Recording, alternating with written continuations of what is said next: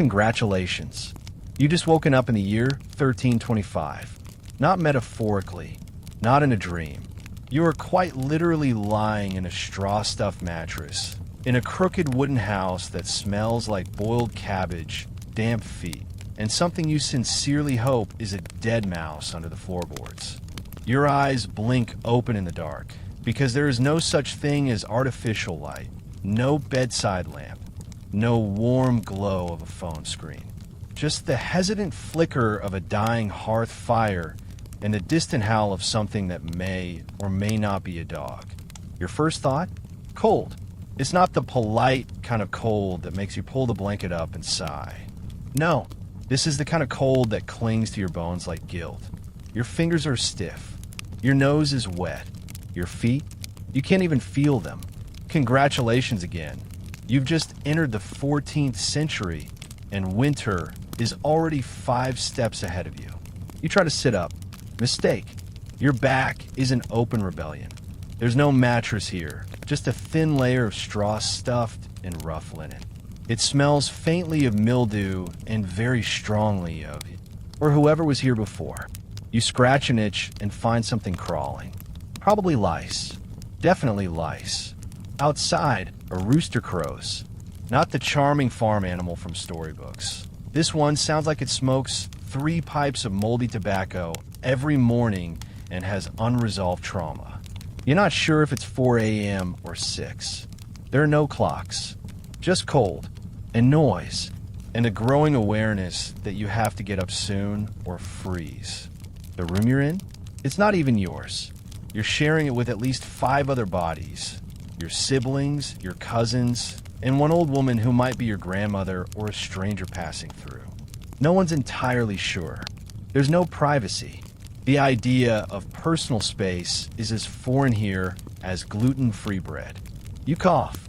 The sound echoes in your chest like something trying to escape. You're not sick, not yet, but the air is damp and heavy, marinated in wood smoke, human breath, and centuries of stories. The walls are wood, poorly sealed. The roof leaks when it rains. You don't remember the last time you felt dry. You think about brushing your teeth. Stop thinking. That's not happening. There is no toothbrush. There is no toothpaste. What you have, if you're lucky, is a twig. Maybe soaked in wine. Maybe not. Your mouth tastes like spoiled onions and ash. You swallow anyway. Your clothes? Still damp from yesterday. You never undressed, because undressing means freezing, and freezing means death. You are wearing 2 tunics, one of which may or may not have fleas. You stopped asking questions a long time ago. Your shoes are stiff, frozen in the shape of your toes. You'll soften them by walking, or bleed trying. You stand. Eventually, your knees creak like the floorboards. Your feet touch dirt. There's no flooring, just earth, packed hard and bitter beneath your soles. Welcome home. Outside, the village is still asleep, or pretending to be. Smoke curls from a handful of chimneys, faint against the silver dawn. Frost clings to every surface like a warning. Somewhere in the distance, a cow moans, a child cries, and a dog barks half-heartedly before falling silent.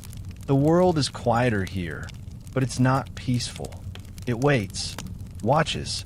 You feel it in your spine, that sense that the land is older than you, that winter is not a season, but a creature breathing just behind the hills. And yet, you are alive. Cold, lice-ridden, aching and confused, but alive. You survive the night, which in the year 1325 is already a small miracle. So breathe. Blink the frost from your lashes. Step into the morning, such as it is. You need to find food. You need to check the fire. You'll need to figure out where the chamber pot ended up, because, spoiler, it overflowed again. But first, just stand there. Feel the raw silence of a winter before electricity, before comfort, before anything we'd call clean. Because the filth is only beginning. And so is your story. There is no morning routine here. No affirmations. No citrus-scented cleanser. No yoga mat unfurl beneath soft sunlight as you sip your ethically sourced oat milk latte. You do not rise with intention. You are shoved into consciousness by necessity, discomfort, and the overwhelming smell of smoke-soaked wool and human grease. Your routine begins with your bladder. It is full, dangerously so, but the chamber pot is missing, or rather, it was kicked over in the night by someone dreaming of bread. And the smell? It's no longer something you can ignore. It claws at your nose with a kind of feral intimacy. Ammonia, rot, and cabbage, always cabbage. You grope through the dim, chilled air, try not to step on a cousin. Or a rat. Same size some mornings.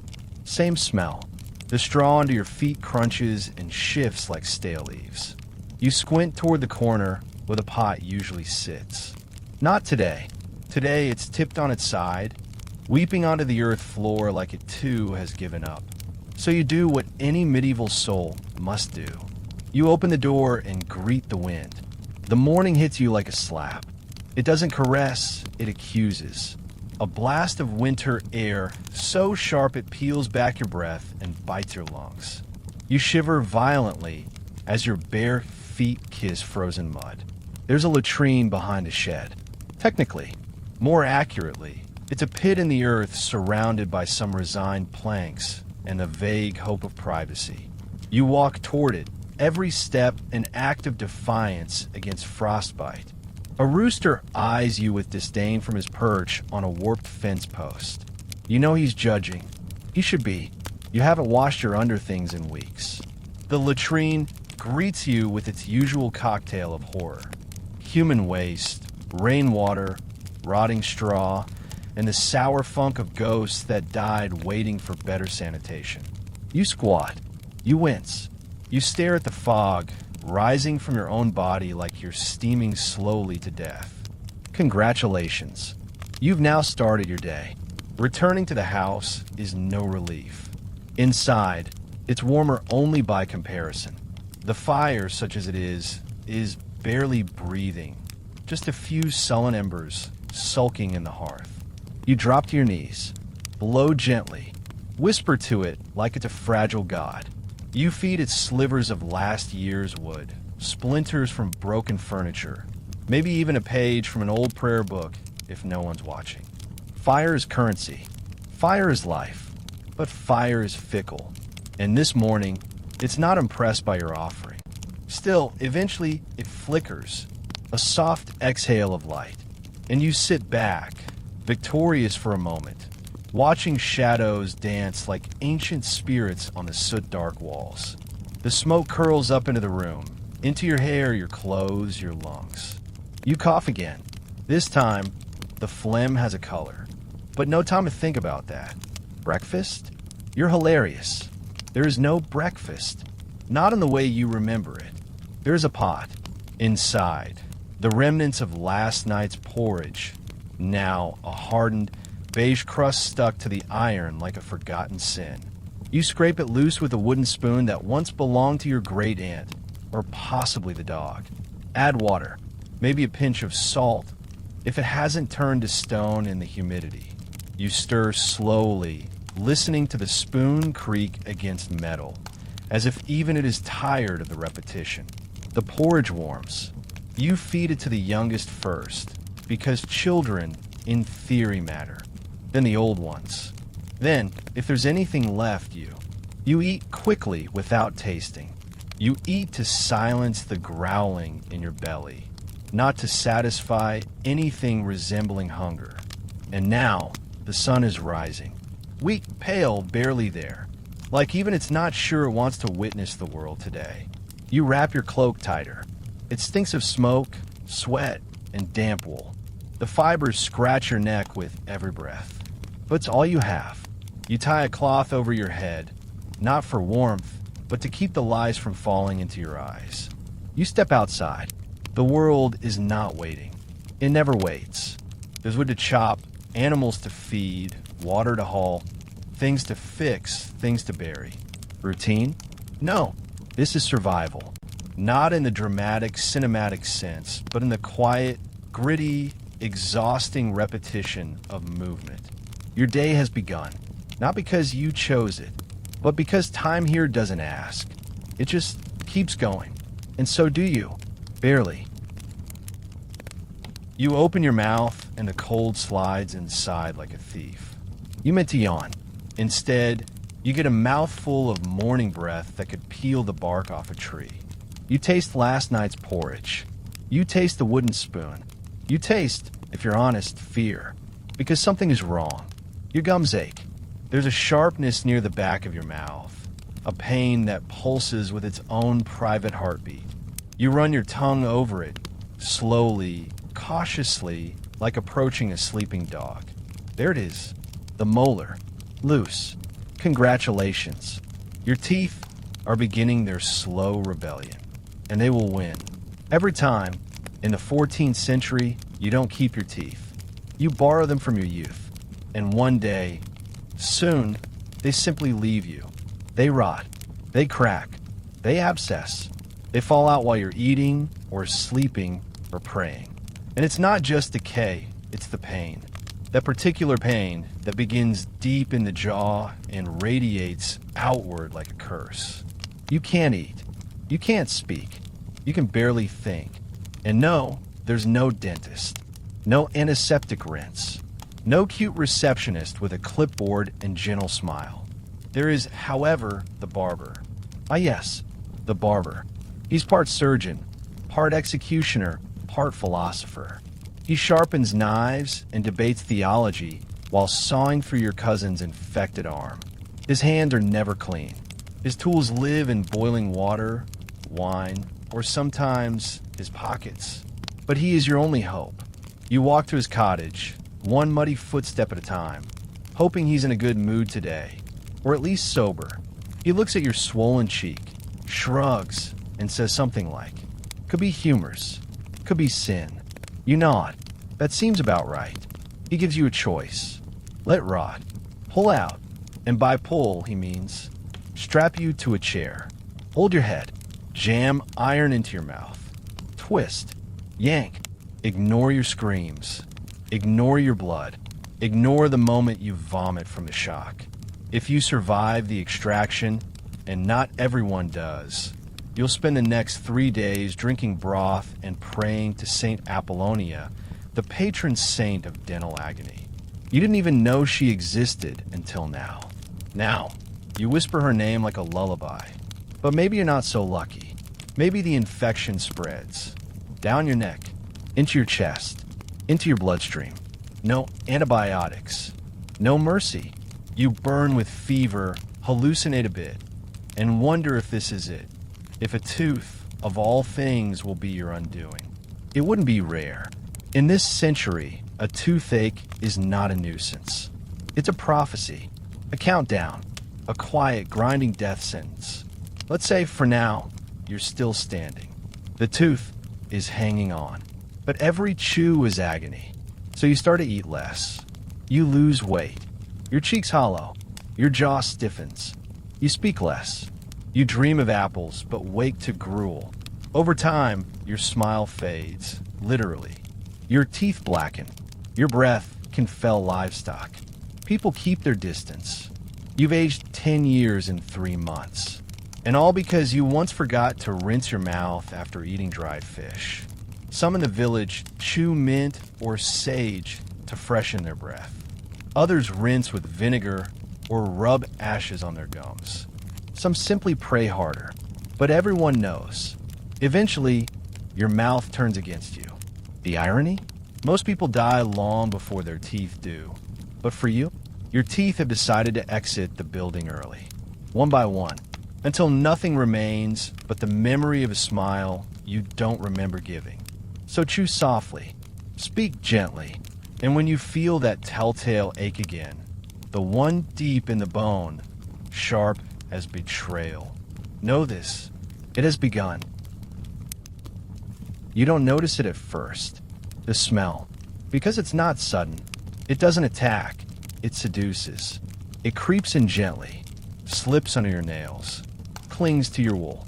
lurks in the corners of your nose like a memory you can't quite place. And then one morning, as you're stirring a pot of something vaguely edible, it hits you. You smell like your house, and your house smells like urine, smoke, wet cabbage, and old decisions. It's not just you. The entire village smells like it's losing a war against the elements and has chosen to surrender in the most olfactory way possible. And make no mistake, the air is thick. It's heavy with decades of damp firewood, unwashed tunics, sick livestock, and chamber pots that are full far too often and emptied far too rarely. There are no drains, no pipes, no scent-free candles. The only thing that masks the stink is burning something worse. Animal hair, shoe leather, the occasional rat that dies in the wall and is left there because, well, what are you going to do? Remove it? How? Let's start with the cabbage. Because there's always cabbage. Boiled, stewed, fermented. Cabbage is the medieval equivalent of the versatile protein shake. Except instead of boosting your metabolism, it boosts your flatulence. You eat it because you have to. You regret it almost immediately. And then, you sweat it. You exhale it. You become it.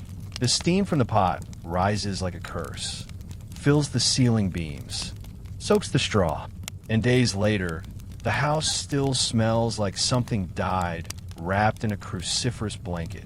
And then there's the urine. It's not always human. Sometimes it's animal.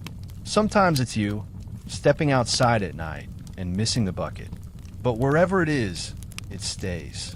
Soaks into the floor, the fabric, your soul.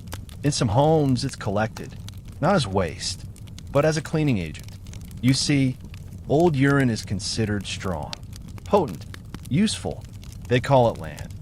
And it's used for everything from bleaching linen to curing leather to brushing out fleas. So yes, your neighbor is literally scrubbing his pants with a solution of aged piss. He says it kills the lice, and it does. Eventually, because nothing can survive that. The filth is not limited to bodily functions. There's ash from the fire, soot on the walls, animal hair from the goats who sleep inside because it's warmer that way, and dirt, glorious, infinite dirt, on your feet, under your nails, between your teeth. You walk in it. You cook in it. You give birth in it. You bury people in it. There is no such thing as clean. There's only less dirty. And that is always temporary. Bathing? A fantasy. A whisper from a long-dead Roman past. You bathe when the frost thaws, or when the lice bite too hard, or when your mother threatens you with a wooden spoon. But even then, it's an ordeal. You heat water over the fire. You strip in front of the entire family because there are no walls. You climb into a wooden tub that leaks slightly and smells like every previous bather. You wash with ash soap and a rag. You cry a little, and then you're still not clean. You're just damp and less itchy. The bathwater, by the way, is not thrown out. It is reused. Father first, then the sons, then the mother, then the girls, then the baby. By the end, the water is not so much water as it is ancestral soup. The irony? No one notices. Not anymore. Because this is the smell of life. Of hard winters and harder bodies. Of wool cloaks and hearth smoke and survival. It clings because it's supposed to. Because in a world this filthy, your own stink becomes a kind of armor. You walk into the village square and everyone smells like something slightly rotting. Like cheese left in the sun. Like wet wood and old leather. And if someone smells too clean, too perfumed, they must be hiding something. A witch, a thief, a noble in disguise. Filth is familiarity. Filth is safety. Filth is what separates the living from the idealistic. And as you sit by the fire that night, your hair still damp from your once-a-month bath, you catch a whiff of yourself and realize something terrifying. You miss it. The cabbage, the smoke, the animals, the you were before the soap. So you pull your cloak around your shoulders. You let the dirt settle back into your pores. You breathe in deep, and you sleep, warm in your filth, safe in your stench, at peace in the perfume of the past. There are no doors to close behind you. Not really. Maybe a curtain. Maybe a warped plank nailed at an angle that squeals when you touch it. But doors? Walls? Boundaries? Privacy is a modern myth. Like deodorant or personal space. In the 14th century, your life is a public performance of bodily functions. You eat together. You sleep together. You shiver together. And you most certainly relieve yourselves together, though no one dares call it that. Because when winter comes, you're not just surviving the cold. You're surviving each other. You live in a single-room cottage, a square box of timber and smoke-stained thatch where everything happens at once. There is no separation of rooms, no kitchen, bedroom, or living room. There is just the room. At one end, the hearth, the sacred fire, always smoldering, always watched like a newborn. At the other, a pile of straw mats shared between 3 generations of grumbling humanity. And in the middle, chaos, buckets, clothes, tools, a dead chicken that no one has had the heart to pluck yet. It's warm because of the bodies, but it's not comfortable. It's never comfortable. At night, the room becomes a tapestry of limbs. Children curled into adults. Old women whispering prayers with their mouths wide open. The snoring is orchestral. 1 bass note from your uncle. 2 erratic whistles from your cousin's deviated septum. And a crescendo? A sudden fart from the baby that wakes everyone, but no one acknowledges. You sleep shoulder to shoulder, thigh to thigh. You learn to distinguish body heat from affection. You know who sweats in their sleep, who kicks, who drools. You know it all, because everyone knows everything, and there's nowhere to hide. Your body is not yours. It belongs to the household. If you cry, they hear it. If you bleed, they see it. If you pick at that infected wound on your leg, someone will slap your hand and scold you like you're 5, even if you're 30. Even your thoughts aren't private for long. Whispers travel faster than plague. Your secrets are their stories. And your shame? That's dinner conversation. Need to relieve yourself? There's the chamber pot, front and center, next to the fire, in full view of everyone trying to ignore you. You do your business, turn away in embarrassment, and then 5 minutes later, your brother does the same. It's normal. It's routine. It's hideous. Outside, there's the latrine pit, but at night it's too cold, too dark, too haunted. So the pot wins. Always. And bathing? Oh, sweet soul. There is no such thing as a private bath. Bath day is a group event. The fire is stoked. The copper pot boils. The water is poured into the shared tub. And then, one by one, everyone strips. You bathe in front of your parents, your grandparents, the neighbor's boy who just came to fetch something. You scrub yourself with a rag that was also used on your uncle's feet. You turn your head and try not to make eye contact. Try not to stare. Try not to be stared at. Modesty? A luxury for the dead. Even death itself is communal. Someone coughs. Someone doesn't stop coughing. And suddenly, the bed becomes an altar. Everyone gathers. To watch. To pray. To cry. You don't die alone here. You die in full view. Your final breath is shared. Witnessed. Folded into memory like another scratch on the cottage wall. And yet, in this crushing closeness, something unexpected happens. You are never alone. Not in your suffering. Not in your hunger. Not in your laughter, either. Because when one person tells a story, 10 heads lean in. When someone sings, the others hum. When the baby cries, 5 hands reach out. Yes, it's suffocating.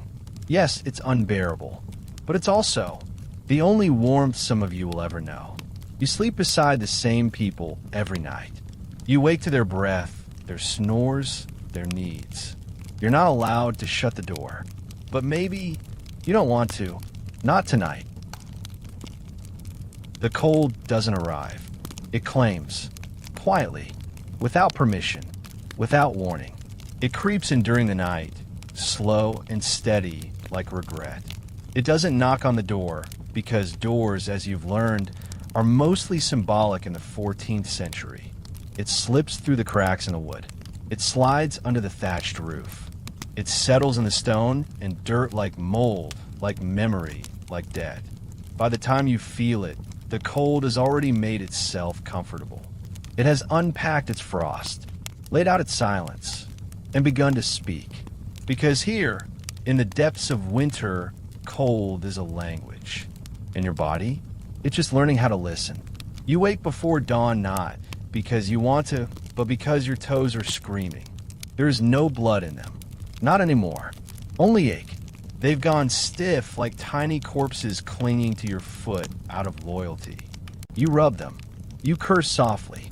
You whisper apologies to your own extremities. But the cold isn't moved.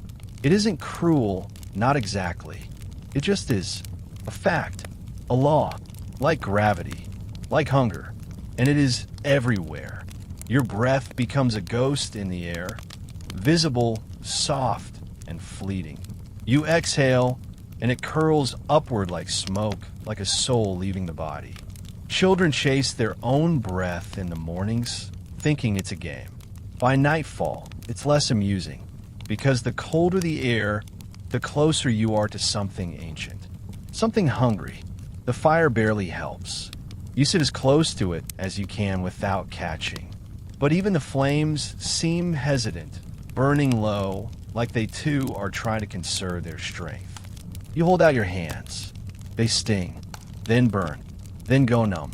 The cold teaches you this rhythm. Sting, burn, numb, repeat. You try to dress for it. Layer after layer of wool, linen, animal hide. You wrap your legs with old cloth, your hands with scrap.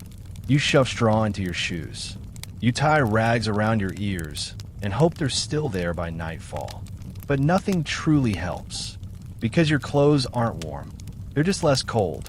They hold the temperature of your body the same way a cracked bowl holds soup, briefly and with effort. And once you're outside, the cold consumes you. It doesn't feel like wind. It feels like judgment, like the air has taken a personal interest in your suffering. Your body begins to change. Your nose runs constantly. Your cheeks crack. Your fingers blister. The tips of your ears turn pale, then red, then purple. You stop feeling them altogether. The pain is no longer sharp. It's deep, a slow, dull ache that hums under your skin like a lullaby from a cruel god. You develop a limp from a frostbitten toe. You can't tell if your cough is from the cold or from the damp mold in your mattress. Either way, it echoes. But cold doesn't just live in the body.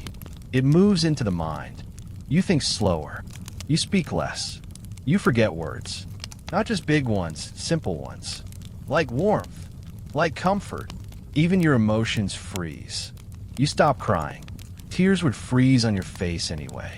And why waste the moisture? You begin to understand why winter is when most people die. Not because of wolves. Not because of starvation. But because eventually they stop caring. They lie down. They close their eyes. They think just for a moment.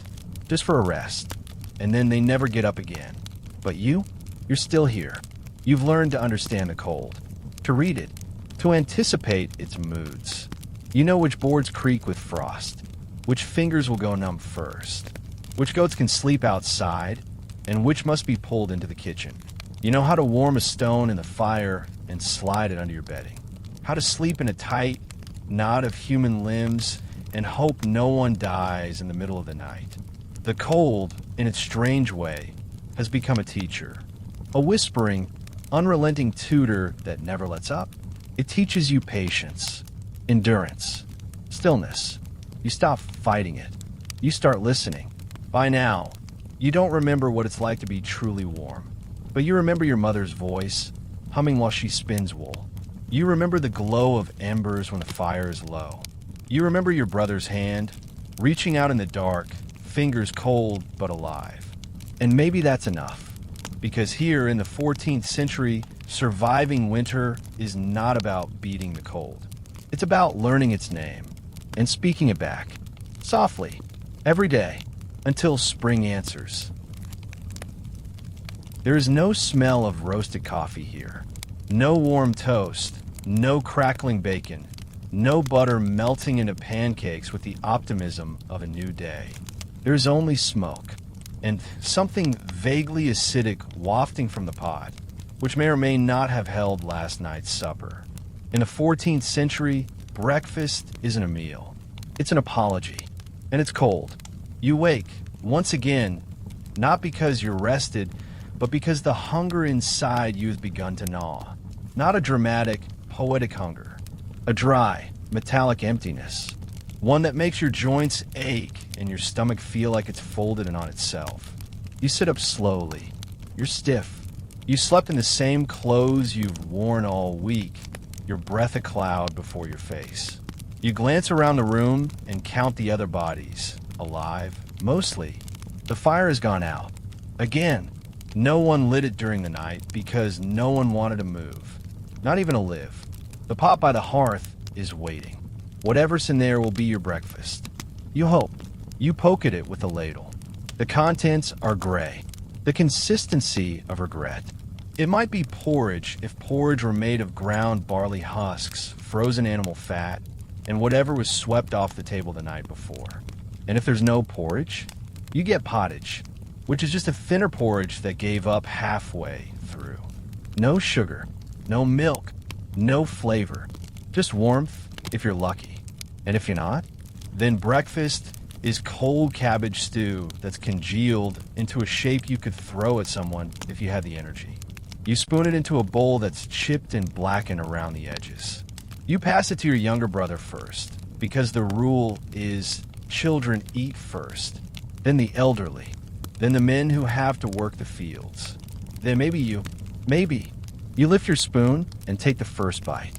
It tastes like nothing, like boiled wood, but you chew. You chew like the act itself might summon some kind of sustenance from the void. Across the table, your grandmother stares into her bowl with dead eyes. She doesn't eat. She's mourning. Her sister died last week from fever. Or was it the cold? Or the cold-born fever? It hardly matters anymore. You offer her the last crust of bread. She waves it away. Too dry, she mutters. And for a moment, you think she means the bread. But no, she means life. There's no talk during breakfast. No, how did you sleep? No, what are your goals for today? The goal is survival. The answer is always cold. The only other sound is chewing, and the occasional cough from someone who may or may not make it to dinner. In some households, the priest visits in the morning. He brings stale communion bread and whispers about the body of Christ. No one listens. The body of Christ won't fill your belly. Others believe in older things, quiet blessings made over the pot, salt tossed into the fire, a bone buried in the snow as a gift to whatever still watches from the trees. You finish your meal, if it can be called that. You're still hungry. You're always hungry, but you're not alone. And in this century, that's all the comfort you get. Your little sister licks the bowl. Your father grunts and wipes his mouth with the back of his hand. The dog lies by the hearth, licking its paws and pretending it isn't starving too. Outside, the village is waking. You can smell someone else's breakfast burning already. Or maybe that's just the outhouse on fire again. And just before you rise to start your day, just as your knees crack and your fingers scream against the cold, you remember, old Hilda died last night. She lived alone. No children. No husband. She used to give you apples in the fall, wrapped in cloth like secrets. You put down your spoon. Someone will have to go and fetch the priest. Someone will have to dig the hole. But first, there's work. Always work. Death can wait. Breakfast is over. Because here, in the 14th century, you don't wake up to eat. You eat to endure. You chew through sorrow. You swallow grief. And sometimes, if there's a little salt left in the house, you add it to your bowl and pretend it's flavor. instead of tears. You dress like someone preparing for war, not against men, against the cold, against the wind that slices through bone, against the damp that nestles into your joints like secrets you never told. But armor doesn't come in steel here. It comes in layers, cloth upon cloth, wool upon linen upon wool again. And still, you shiver. Your first layer is a linen shirt, stiff, yellowed. It smells like smoke, sweat, and something vaguely sour that might be last week's stew. You pull it over your head, and it clings like wet paper. It's thin, more symbolic than effective. Next comes the tunic. Wool, thick, heavy, scratching at your skin like 1,000 angry insects. There's no lining, no comfort. You've long stopped expecting that. Then the shows, leg coverings. They're not trousers. They're wool sleeves for your legs, tied at the waist with cords that dig into your flesh every time you move. You loop them tight and pray they don't slip down, because adjusting them in public, especially in the middle of Market Square, is a performance you've given too often already. Then, the overtunic, and if you're fortunate or thieving, you might have surcoat, or a cloak, or something someone else died in last winter. Yes, hand-me-downs are sacred. Each layer tells a story. This one belonged to your uncle, who froze in the fields. This one your aunt stitched when she still believed in spring. You wrap yourself in their ghosts, and you're grateful for them. By now you're sweating. But don't be fooled. It's not warmth. It's panic, because the body knows you're about to step into a world that doesn't care about your layers. The wind will find the holes. The snow will kiss your ankles. The damp will crawl in from beneath where no fabric reaches. And the worst part? The itching. Oh, the itching. Wool, you see, is not made for kindness. It is made for survival. It is spun from the coats of animals that never asked to be shaved. It retains every fiber of resentment. You scratch. You squirm. You pretend you're adjusting your belt, but really you're trying to reach that one spot in the middle of your back that feels like a wasp is stinging you. And if you dare wash your wool, it shrinks. It stiffens. It becomes a punishment. So you don't wash it. You live in it. You eat in it. You sleep in it. You sweat, bleed, weep, and bury the dead in it.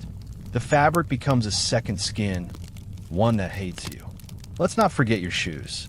You slide your feet into leather boots that have never truly fit. They are stiff, cracked, and lined with straw.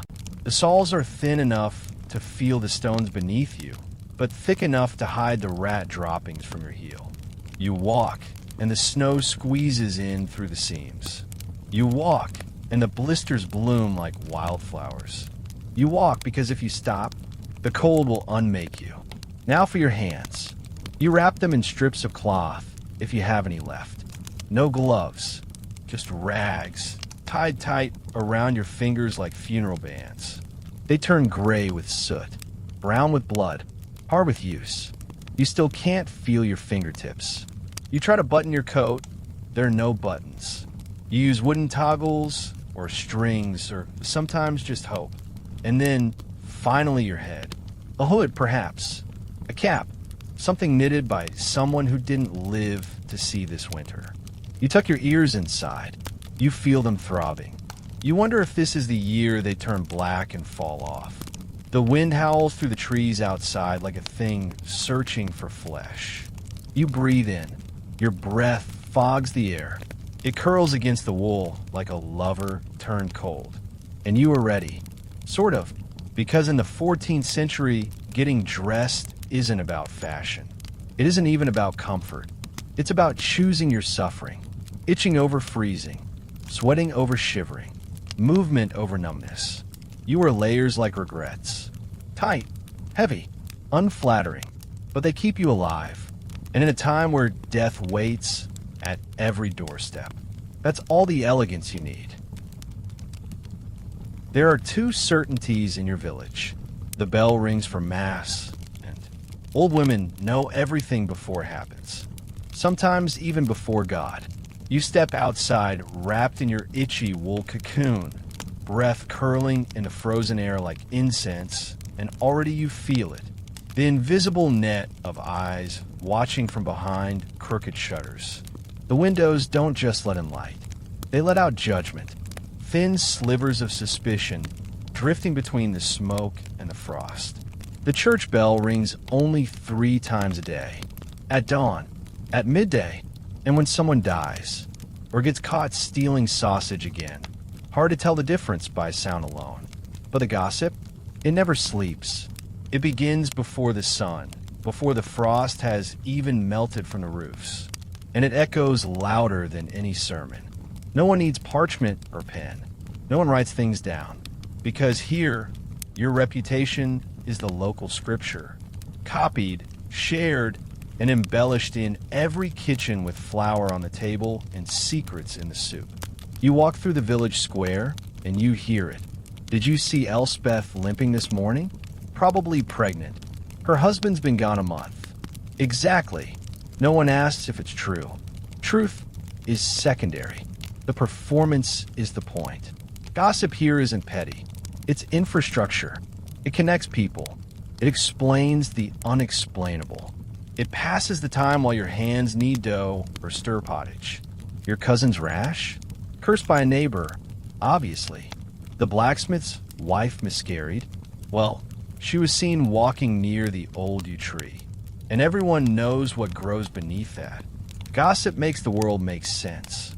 When the fields fail, it wasn't bad weather. It was Marjorie's bad thoughts.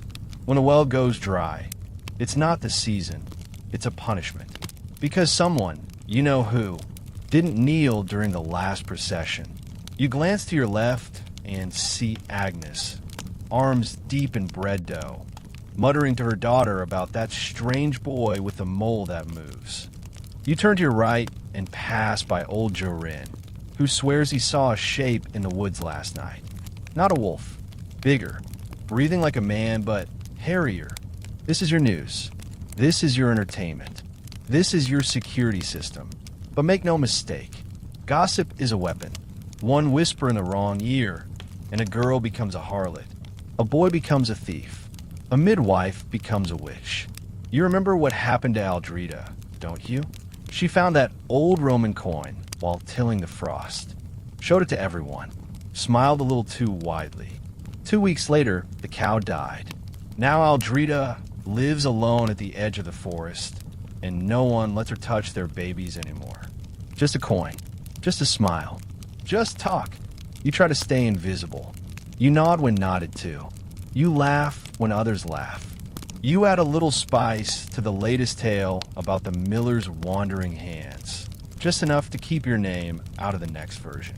But even that's not safe, because silence here is suspicious. If you're not gossiping, you're hiding something. If you don't ask questions, you know something. And if you're alone too often, well, witches are alone, aren't they? So you learn the game. You speak in half-truths. You smirk in the right places. You pass the story along, but never be the one to start it. The gossip grows like mold in the corners of the village. Unseen, unstoppable, inevitable. By the time it reaches the church steps, it's already scripture. And when the priest hears it, well, he has his own versions to share.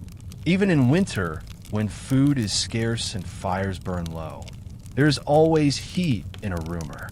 It keeps people warm. It keeps them awake. It keeps them human. You know your turn will come. One day you'll sneeze at the wrong moment, or smile at the wrong widow, or forget to say, "God be with you," to the wrong child. And suddenly, your name will be everywhere. On every tongue, in every pot, flickering in every candlelit whisper. But not today. Today, you nod to the baker's wife. Smile just enough, and keep walking. Because in the 14th century, your good name isn't carved in stone. It's written in smoke, and one careless gust could erase it. You kneel before the fire like it's a saint, hands outstretched, palms trembling, eyes glazed with the soft desperation of someone asking for something more than heat. You don't know whether you're praying or pleading. But either way, you're not alone, because in the 14th century, the hearth is everything. It is kitchen, chapel, womb, and grave. It is where meals are born and where secrets are buried. It is where the family gathers, not because they like each other, but because death waits quietly just outside the door. And when you stare into those flames, you see more than wood burning. You see something older, something that predates every church, every priest, every whispered Latin chant. You see a God with no name, dancing in orange and blue. You were baptized, yes. You know the prayers. You mouth the rosary with chapped lips and frozen fingers.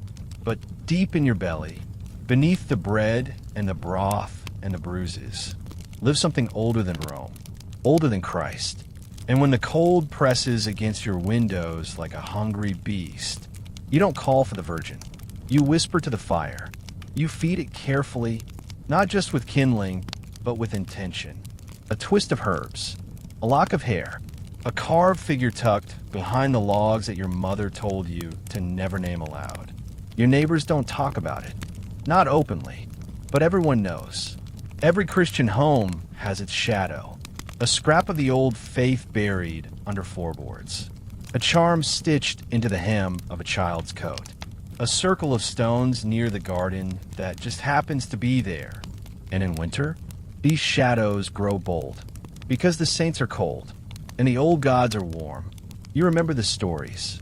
They came to you when you were young, curled at your grandmother's knee, listening to her speak in that soft, cracked voice, about spirits in the woods, about the sun being swallowed each year by the dark, about the fires you must light to lure it back. Not for warmth, she said, but so the sky remembers your name. You didn't understand then, but you do now. Every winter, the world goes dim. The light shrinks. The trees turn skeletal. And something ancient stirs under the frost. So you keep the fire alive, even when there's barely enough wood. Even when the smoke chokes you in your sleep. Even when the priest warns that idle flames invite sin. You keep it alive because you must. Because it watches over you. Because you feel, though you'd never say it, that the fire might know things. It flickers a certain way when someone is lying. It cracks loud when the fever returns. It dims, almost imperceptibly, the night before someone dies. Coincidence? Maybe. But here, coincidence is a luxury you can't afford. And then there's the midwinter night. The priest calls it Christ's Eve, but the village knows better. They hang green branches in the doorways, not because of scripture, but to keep the dead away. They bake bread in shapes of suns, not because of Christ, but because the wheel must keep turning. The youngest child is sent to light a candle and walk it 3 times around the house, not for light, but to bind the walls shut against whatever hunts in the cold. You do it all, not because you believe, but because you remember what happened to the one family who didn't. No one talks about them now, not even the priest. So yes, you go to church, you kneel, you confess, you cross yourself in the cold. But when night falls, you also place a small bowl of milk near the hearth. For the spirits, your grandmother used to say, and you whisper the names of the dead before bed. So they remember not to knock. And when your daughter wakes with a fever, you pray to St. Bridget, but you also tie red thread around her wrist and burn rosemary at the window, just in case, because winter is not just a season. It's a threshold, and when the nights stretch longer than your courage, you don't care whose God answers, as long as someone does. So tonight, you sit before the fire again, hands open, eyes low, and for a moment, as the flames curl and whisper, you think you see something moving just beyond the smoke. A flicker, a face, a memory of warmth before memory itself. You say nothing. You toss in another log. You say a prayer to someone, and the fire, for now, keeps burning. In your time, cleanliness is not a virtue. It's a threat, a warning sign, a shimmering red flag in a sea of soot and honest grime. To be too clean in the 14th century is to be suspect. To scrub your face until it glows, to walk through the village without a single smudge on your cheek. That doesn't say purity. It says liar. It says stranger. It says witch. Because here, dirt is identity. And if you don't wear it, people start to ask, what are you hiding? You rise in the morning and catch your reflection in a bucket of water by the hearth. The only mirror you have. And what do you see? A smear of ash across your brow, straw in your hair, soot etched deep into the creases around your mouth. You are not beautiful. You are real. And that, here, matters more. There is no glamour in these smudges. No fashionable filter. You didn't smear charcoal on your cheeks to look mysterious. You smeared it because the chimney belched at you while you were stoking the fire. And because your fingers are never truly clean. And because your skin hasn't touched soap in weeks. And that's normal. Expected. People here trust what they can see. And what they see constantly is dirt. A farmer's wife with cracked, blackened nails? She's working. She's honest. A child with snot dried and a crust under his nose. A smear of something that might be jam or might be blood on his chin. He's healthy, alive, but a woman with soft skin, clean fingernails, hair that smells of flowers. Who is she trying to impress? Where does she bathe? What deals has she made with creatures that have no names? You've seen what happens to the clean ones. There was that traveling merchant. Fine boots, white teeth, hence too smooth. He spoke Latin fluently and smelled of lavender. By sundown, half the village was whispering. He walks like a snake. His bags carry demons. I saw him talk to the wind.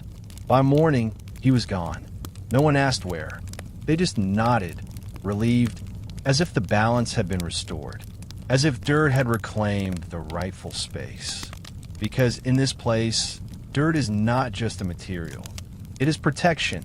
It coats your face. It fills the air. It seeps into your clothes, your pores, your memory. You wear it the way others might wear armor, or guilt, or family crests. Dirt shields you from questions, from envy, from scrutiny. Even the priests know this. They preach about purity, yes, about cleansing the soul through prayer and penance. But they, too, have filth beneath their robes. They don't wash more than once a fortnight. They don't question a congregation that reeks of farm and fire. Because even God here is a little dusty. It's not that people fear water. Water is sacred. It's just that cleanliness is unnatural in a world so constantly touched by death. A clean face means you haven't suffered yet. You haven't earned the stains of living. You haven't cried through enough funerals, knelt in enough ash, dug in enough graves. And if you have, why hide it? You remember your mother, her hands forever streaked with soil, her apron stained with 10 winters' worth of broth and birth. She used to say, dirt shows you're part of the world. Clean faces are for statues, and statues don't survive storms. You didn't understand it as a child, but you do now. You see it in the faces of your neighbors, etched in soot and time, lines drawn not by makeup, but by weather and work and weeping. You see it in your own reflection, in the cracked lips, the permanent smudge at the tip of your nose, the dark beneath your fingernails that won't scrub out no matter how hard you try. So you stop trying. You learn to let the dirt settle, to accept it, to wear it with quiet pride. Because here, to be covered in filth is not a shame. It is a testimony. You are alive. You are present. You have not yet vanished in a clean, sterile death. So when a stranger arrives in the village next week, face scrubbed, robes immaculate, smelling of soap and sanctimony, you'll watch, you'll wait, and you'll keep your dirt. Because in a world where so much is false, this is the only truth that sticks. The church stands at the center of your village like a wounded ribcage. Half-rotted timber bones stretching toward a sky that doesn't answer anymore. It leans slightly to the left, like it's tired of its own sanctity. And the bell, when it rings, sounds more like a warning than an invitation. You don't go because you're devout. You go because everyone goes. Because not showing up means someone will whisper. And because in a world where wolves wait at the forest's edge and fever lives in your walls, you need all the gods you can get. The door creaks when you push it open. It always does. There's no oil left for hinges. Only spit, hope, and superstition. Inside, the smell hits you. Beeswax and desperation. Not the rich, honeyed scent of perfumed candles, but something sour, warm, and old. Like a forgotten prayer left too close to the fire. The beeswax clings to every surface. To the altar, the pews, the backs of your hands when you press them together, trying not to shake. The desperation comes from the pews. People arrive broken, bent by cold, bent by death, bent by the slow erosion of things that once mattered. They shuffle in, cross themselves, and sit in silence. There's no joy here, only obligation. The priest is already standing at the front. His robe is too thin. His hands tremble as he lifts the chalice. You can tell he hasn't eaten much, but he has that look in his eyes again. The one that says he's talking to God more often than to people these days.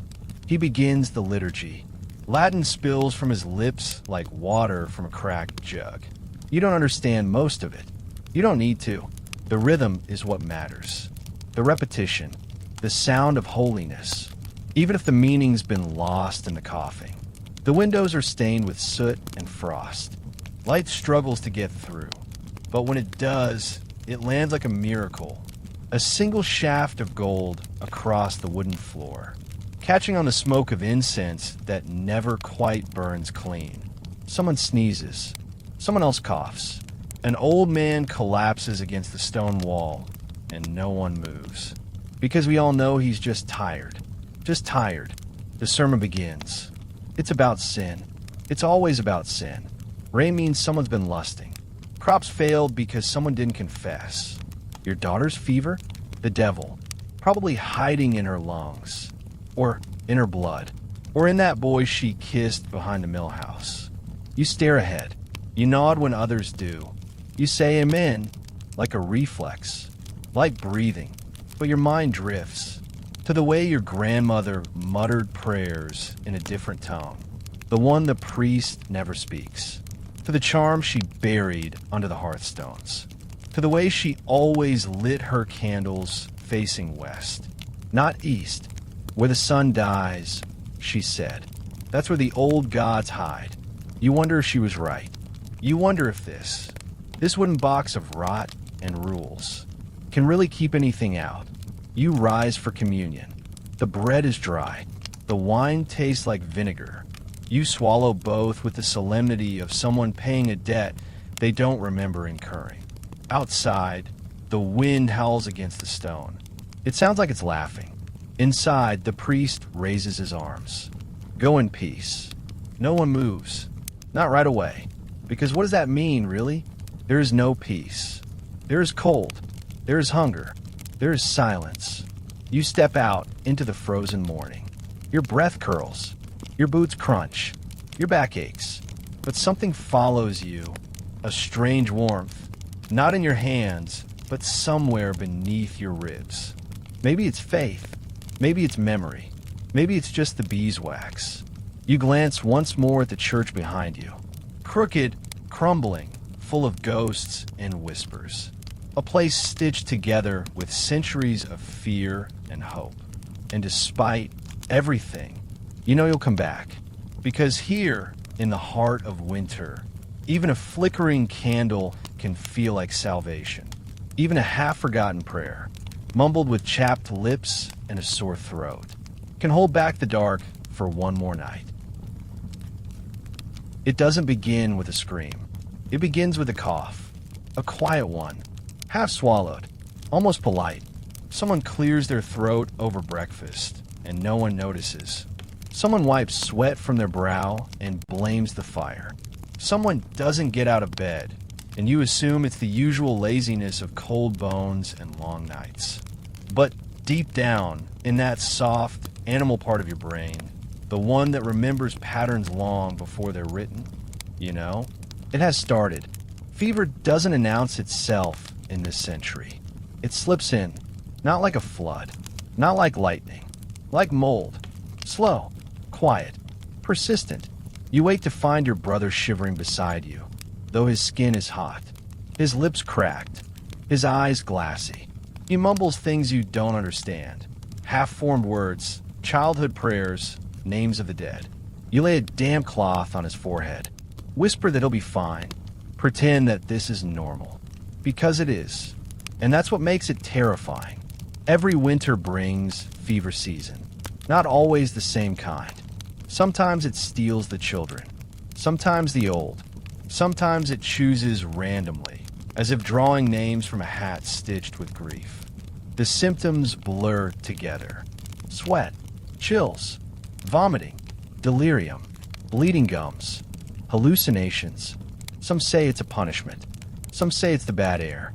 Some say it's just winter reminding you that life is a loan with high interest. You remember last year, how it started in the house at the end of the lane, how the mother lit candles day and night, praying to saints no one had heard of, how the boy stopped eating, then stopped blinking, then stopped breathing. You remember the way the priest came, his face wrapped in linen, holding a crucifix like a sword. He blessed the doorway, sprinkled holy water, and then said what he always says.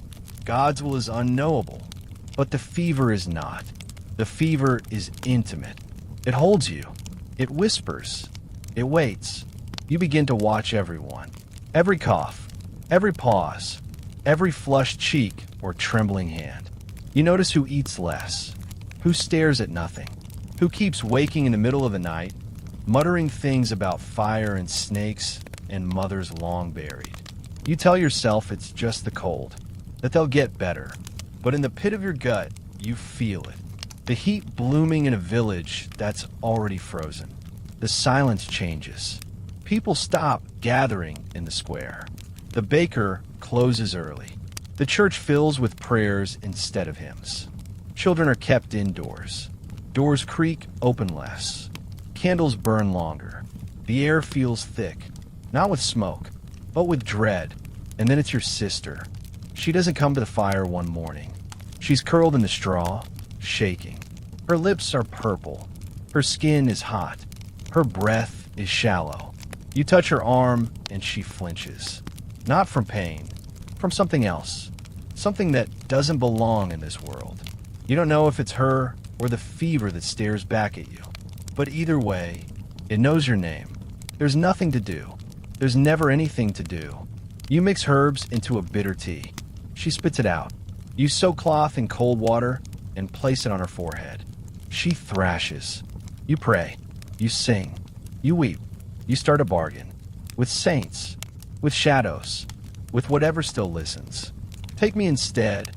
You whisper. Let her live. Let someone live. But the fever has no language for mercy. Only heat. Only silence. Some make it. Some don't. And you never know why. You've seen a child with cheeks like fire walk away by spring. And a man strong as an ox fall in 2 days flat. It takes what it wants. Leaves what it doesn't. And all you can do is wait. Watch. Sweat. Shiver. Pray. The worst part isn't the death. It's the in-between. The moment you stop recognizing the person you love. When they look at you and speak in a voice that's not theirs. When they beg for water in a language they never learned. When they scream about flames no one sees. The fever unwraps the mind, strips it down to something primal, something close to the skin, something that remembers every sorrow ever felt in this house. And then one morning, she opens her eyes. They're clear, focused, alive. She asks for broth. She eats. She sits up. The fever has passed. You don't ask why. You don't celebrate. You just sit beside her, hold her hand, and watch the fire, because tomorrow, someone else will cough, and the silence will begin again. When someone falls ill in your village, there are 3 things you do. You pray, you panic, and then, reluctantly, you go see Ewan the apothecary. He lives just past the old well, in a crooked cottage that leans like a dying man toward the woods. His front door never quite shuts. His windows are stained green from years of boiled herbs and failed experiments. And the smell, God, the smell, is a thick, clinging blend of rotten fennel, fermented honey, piss, smoke, and dried batwing. Possibly literal batwing. The moment you walk in, your eyes water, your stomach turns, and your soul questions your life choices. But still you come, because Ewan, for all his flaws, might be the only thing standing between you and a hole in the frozen ground. Today, you need help.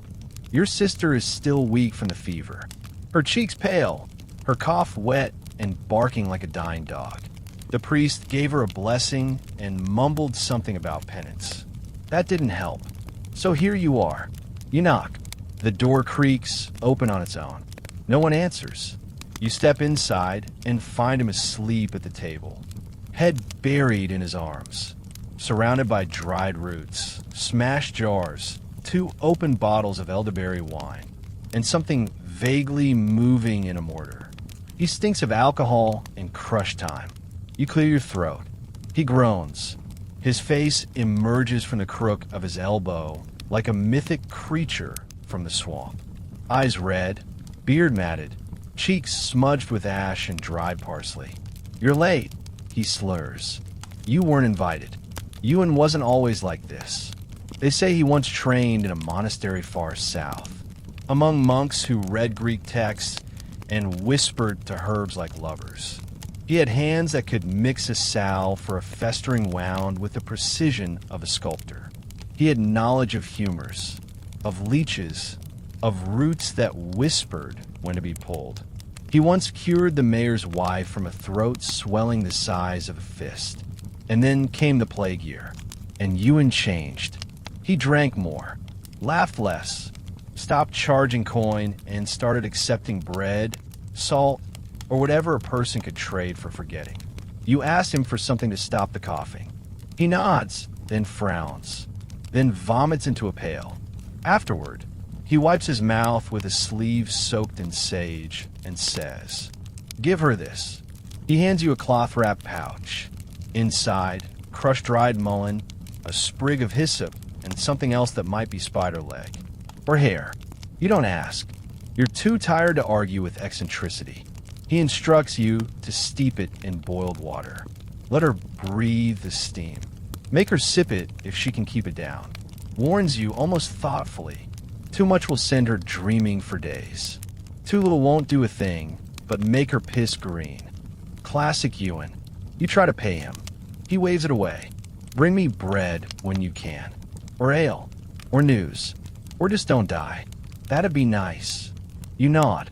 He lights a small clay pipe filled with dried lavender and stares into the hearth like it owes him an apology.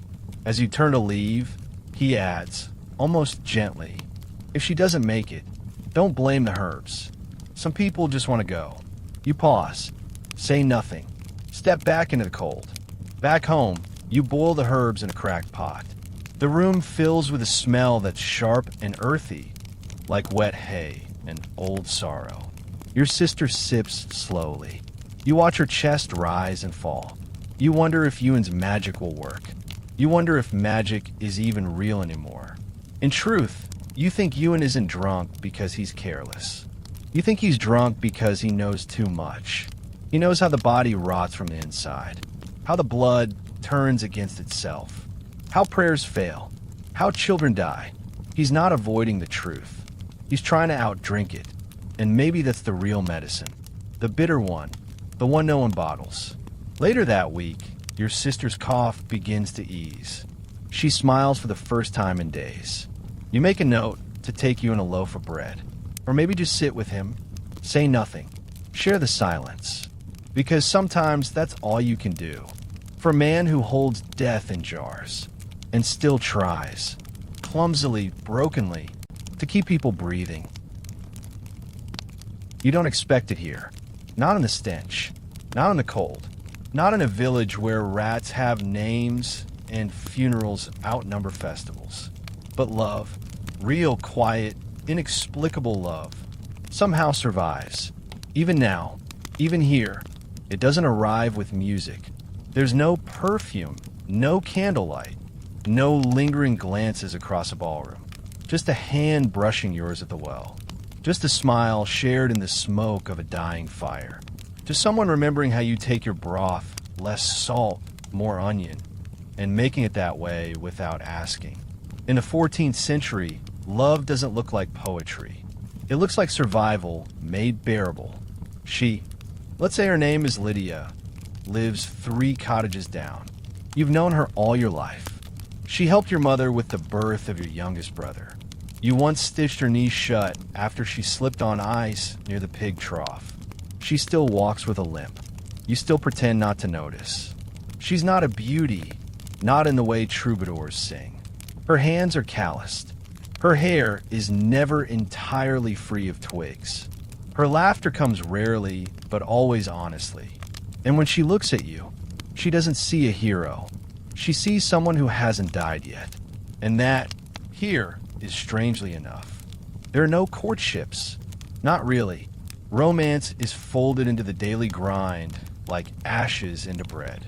There are no love letters, no roses, no moonlit serenades. There is only the shared shovel at the burial ground, the shared firewood when your stores run low, the shared silence after your neighbor's child doesn't wake up.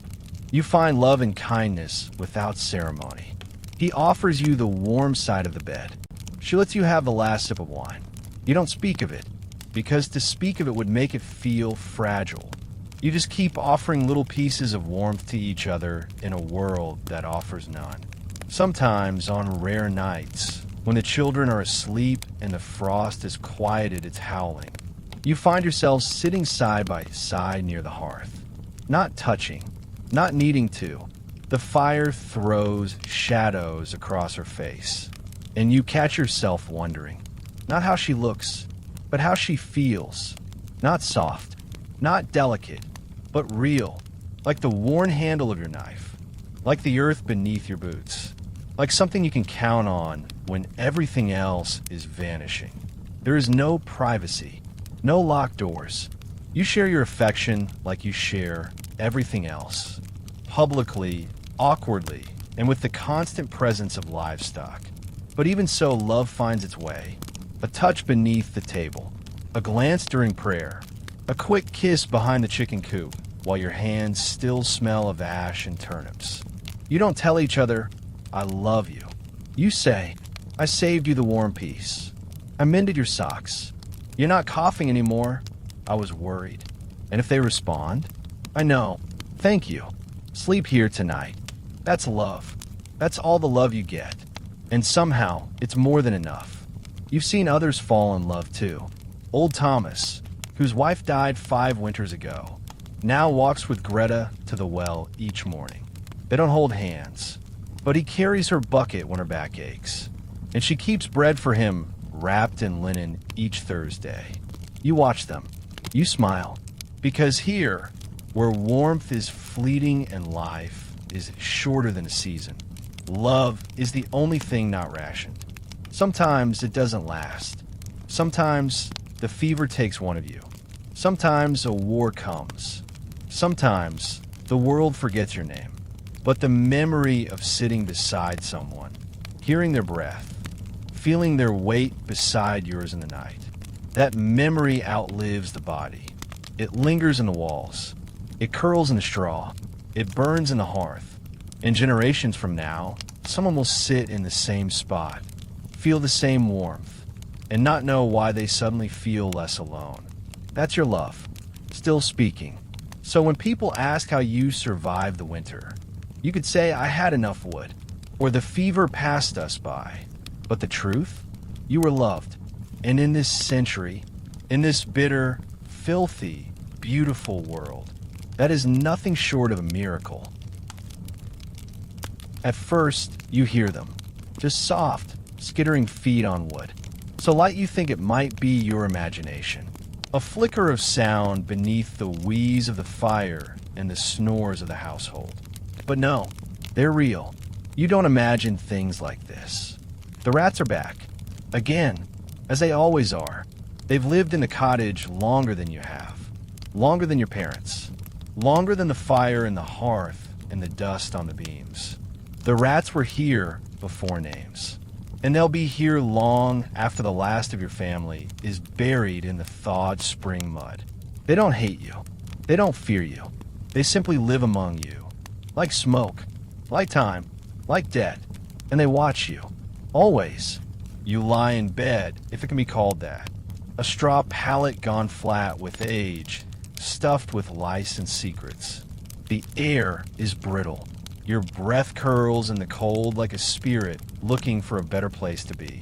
And you feel them, their tiny claws scratching across beams above, their little bodies rustling through the thatch, their teeth gnawing something in the dark, something you hope isn't yours. You pull the blanket tighter, not for warmth, for protection, as if 3 layers of rough can stop a determined rat from crawling up your leg at midnight. You hear one leap from the shelf. Thump, skitter, silence. You hold your breath. Was it looking at you? It's hard to tell, but you've seen their eyes in the firelight, glassy and unblinking, like 2 tiny coins forged in hell. You shift your foot. Something moves under the blanket. You freeze, then slowly, you kick, squeak, scramble, gone. You exhale. For now, the rats here are not pets, not pests. They're cohabitants, tenants with no lease and no manners. They sleep in your walls, nest in your flour sacks, chew holes in your boots, and once, during the worst of the frost, nibbled the tip of your grandmother's ear while she was asleep. She never flinched, didn't even wake, just said, when the blood was cleaned, better the ear than the nose. You never forgot that. Still sleep with your arms curled tightly around your face. Killing them doesn't work. You can snap a neck, oil a trap, bludgeon a shadow in the corner with your cooking pot. But for every one you silence, 3 more arrive. It's not vengeance. It's math. And sometimes the rats bring friends. Fleas, mites, diseases with names you'll never hear, but will certainly feel. You remember the black swellings on your cousin's neck, the way she moaned in the dark before she stopped moving, and how the rats seemed especially bold that night. Brazen even, as if they'd been waiting. You try to keep them out. You stuff cracks with cloth. You hang dried mint at the threshold. You whisper the old words your grandmother taught you. By salt and soot stay gone. But they don't care. They crawl right past your charms. Nibble the wax off your prayer candles. Shit in the holy water. Sometimes in your more lucid moments. Between coughs, between shifts, between nightmares. You wonder what the rats think of you. Do they see you as a threat? A rival? Or simply as warm meat waiting to go still? Do they watch with interest? With pity? With amusement? You once dreamed that a rat spoke to you, sat on your chest, brushed its whiskers, and said, "You people waste so much time. We eat, we sleep, we survive. You dream." Then it laughed, and you woke up sweating, 1 foot bare, 1 finger bleeding. But the truth is, you've come to accept them. Their sound is part of the symphony of your life. Just like coughing, just like whispering, just like the crackle of dying fire. You live among the rats, and the rats live among you. They know your weaknesses. They know your scent.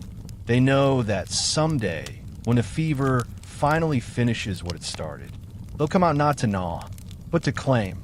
It's nothing personal, just survival, just nature, just winter, doing what winter always does. So tonight, as you lie in your straw pallet, eyes open, breath held, listening to the soft scurry of claws in the rafters, You whisper a single word into the dark. Not yet. And for now, the rats obey. Your house has a heartbeat, not a metaphor, not a poetic flourish. A sound, a rhythm. Deep beneath the creaking timbers and packed dirt, under the straw mats and rotten floorboards, something shifts. It happens late at night, when the fire is burned down to its last glowing ember, and the air is so still you can hear the thoughts in your own bones. Thump, pause, creak, stillness, like breath, like a sleeper turning in their grave. And that's when you remember the stories. The ones whispered by your grandmother as she spun flax and refused to meet your eyes. The stories about what lies beneath. You were told, gently at first, that your house was built on old ground. A Roman villa, perhaps. A pagan shrine. A battlefield. A hill that once bled. The stories changed depending on who told them. Some say druids once sacrificed oxen here. Others say giants walked this land before the flood, and that their bones still shift when the moon is full. One man swears his cousin dug a root cellar and struck a stone with teeth. He doesn't talk much now, but no one leaves. Not because they don't believe, but because they do. This is the 14th century. We don't move because a floor moans or a wall weeps. We don't abandon homes because the air feels heavy or dreams turn red. We stay. We stay because where would we go? The forest is worse. The wolves don't care about ghosts, and the cold will eat you before the spirits ever do. So we live with them, the others, the forgotten, the buried. Sometimes when you walk across the room, a board gives way, soft, slow, and wet. You don't lift it. You don't want to see what's beneath, but you imagine it. Teeth, maybe. Coins from a time before kings. A jawbone still red with curses. A broken idol, face down, eyes worn away by the centuries. Or maybe just bones. Human ones. Laid carefully, reverently. Covered with moss and prayers long lost to language. And you feel them watching. Not angrily, just waiting. On holy days, you scatter salt in the corners. Not because the priest told you to. He'd be furious if he knew. But because your mother did, and her mother, and the one before her who never learned to read, but could see things in smoke. You burn juniper. You mutter old names. You avoid whistling after dark. And you never, never point at the floor when you're afraid. You learn the rules. You teach them to your children. Because some things beneath you are older than mercy. Once, years ago, you helped dig a new pit for compost. Your spade struck something hard. Bone, but not from an animal. Long, too clean, too perfect. You covered it again. Didn't speak of it. That night, the floorboards moaned louder than ever. A goat miscarried. Your sister had a dream about a man with no face asking her to open the door. You don't dig anymore. You compost in barrels now.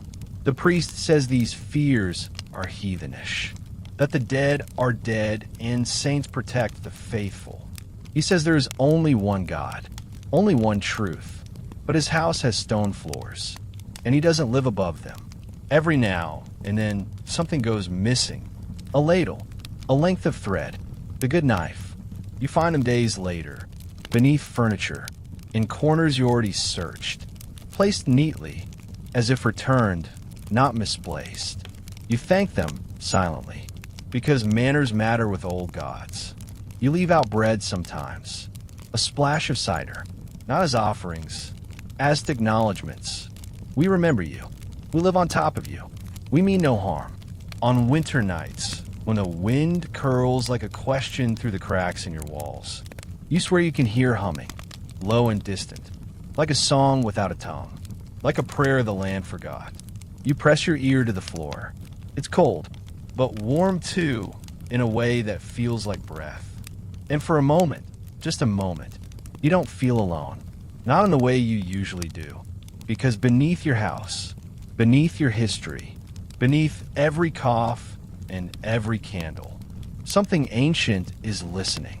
Not cruel, Not kind, just patient. And when the last fire goes out, when the last foot leaves the room, they'll still be there, waiting to be remembered again. You don't worship the fire, not officially. You kneel in church when the bell demands it. Murmur the Pater Noster with dry lips and frostbitten knees. But deep down, beneath the rituals, beneath the saints and sacraments, you know where your prayers truly go.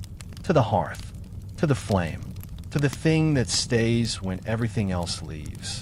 Every morning begins with attending, not out of habit, out of need, because if the fire dies, you die, and not in a poetic way, not in a life has grown dim way, but in a literal fingers turning black, lungs filling with ice kind of way. You wake in the gray smear of pre-dawn, blankets stiff with frost, to find the coals barely breathing. You drop to your knees, not in reverence, but urgency. You blow, slow and careful, as if coaxing a baby bird back to life. Your breath stings your throat, and the smoke spits in your eyes like a scorned spirit. But slowly, light returns. It flickers, it crackles, it spreads, and you breathe easier. You feed it twigs first, then bark, then larger pieces of wood, each chosen with the precision of a surgeon and the reverence of a monk. You speak to it sometimes. Not aloud, no. You're not mad. Just softly in the back of your mind. There you are. Don't leave me. Eat well today. Because the fire is not a thing. It's a presence. It watches. It listens. And if you treat it right, it warms your bones, dries your clothes, cooks your food, guards your children. If you neglect it, it punishes. The old women say the fire is a god who forgot his name. Too old for Latin. Too proud for bells. He lives in the logs, in the ash, in the pop and hiss of sap exploding from damp pine.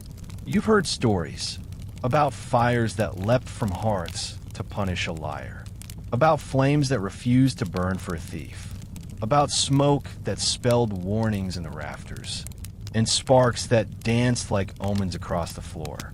You've never seen it yourself, but you felt it. That moment when the flames dim for no reason. When a room goes cold despite your efforts. When the shadows grow teeth and start whispering stories from before you were born. That's when you apologize. Just in case. Children are taught early. Never spit in the fire.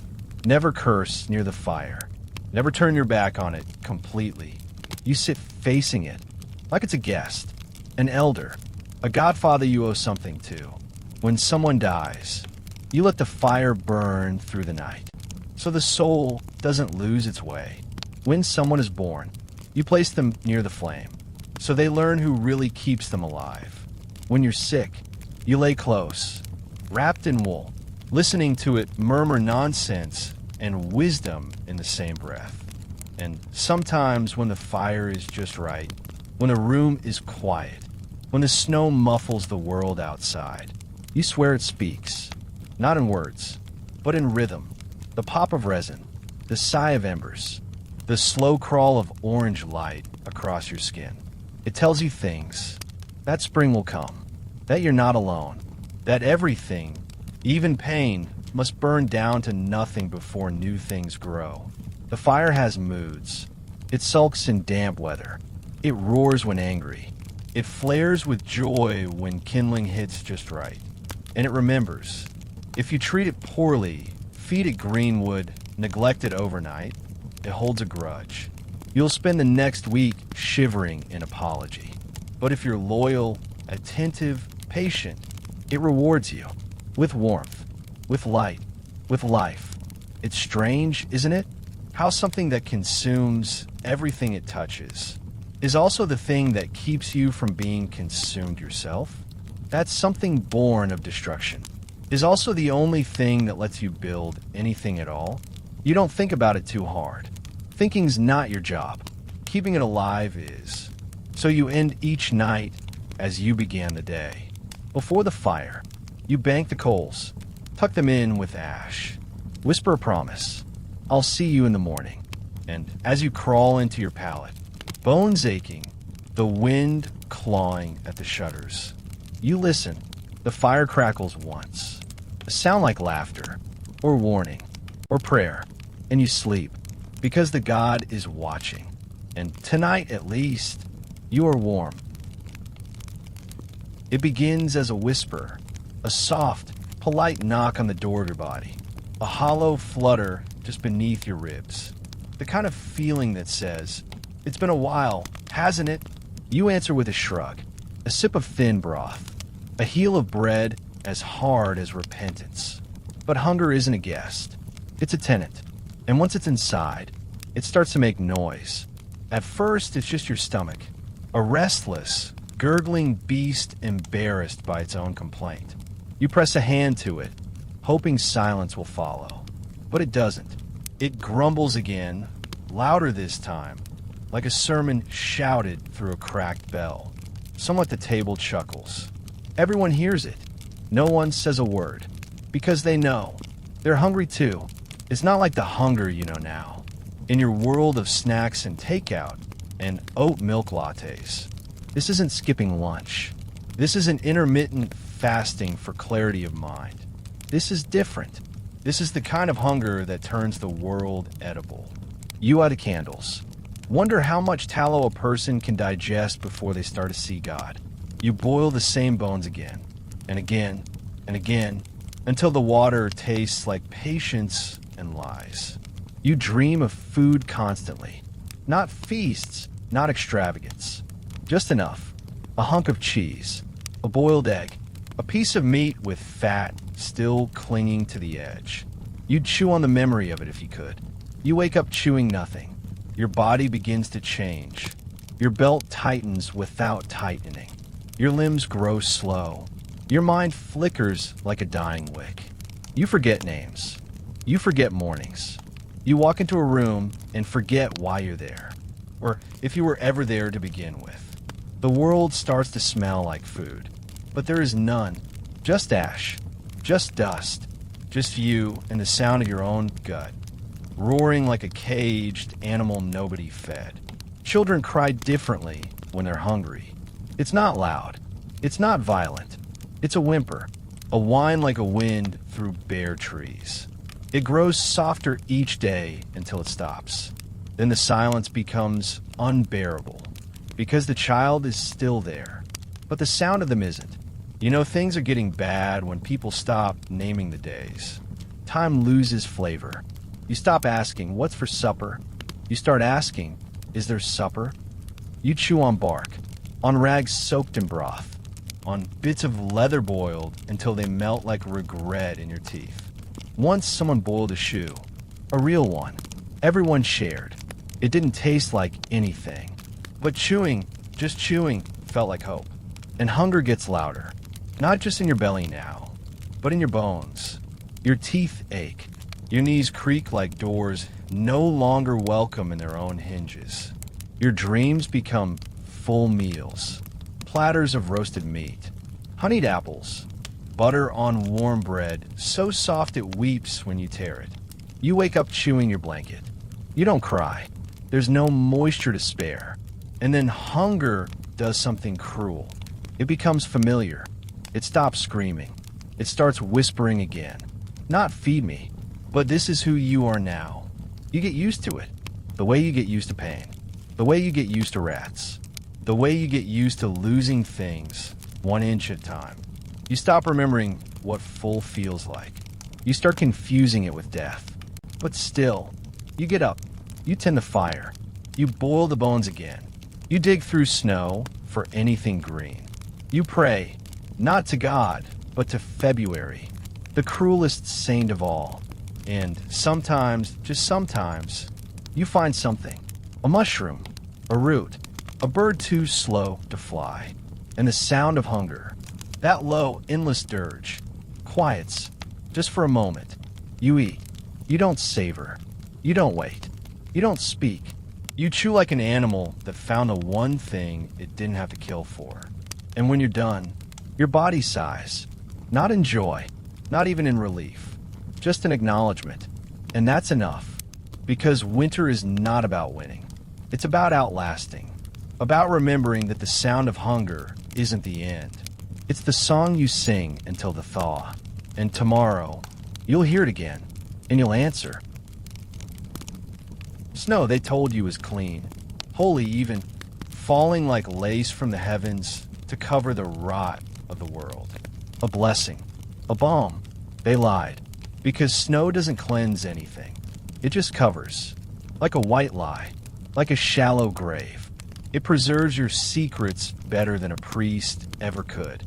And it remembers. You step outside before dawn.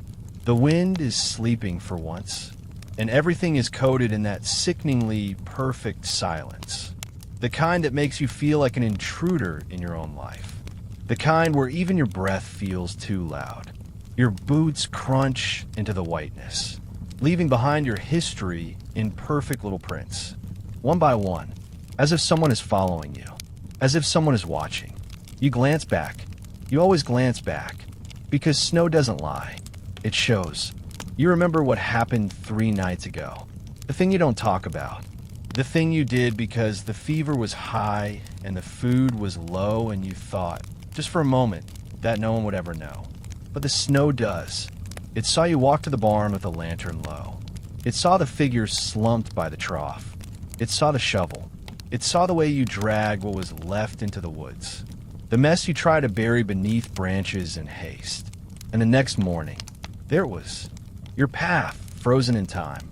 An icy confession stretching from your doorstep to your sin. You try to cover it.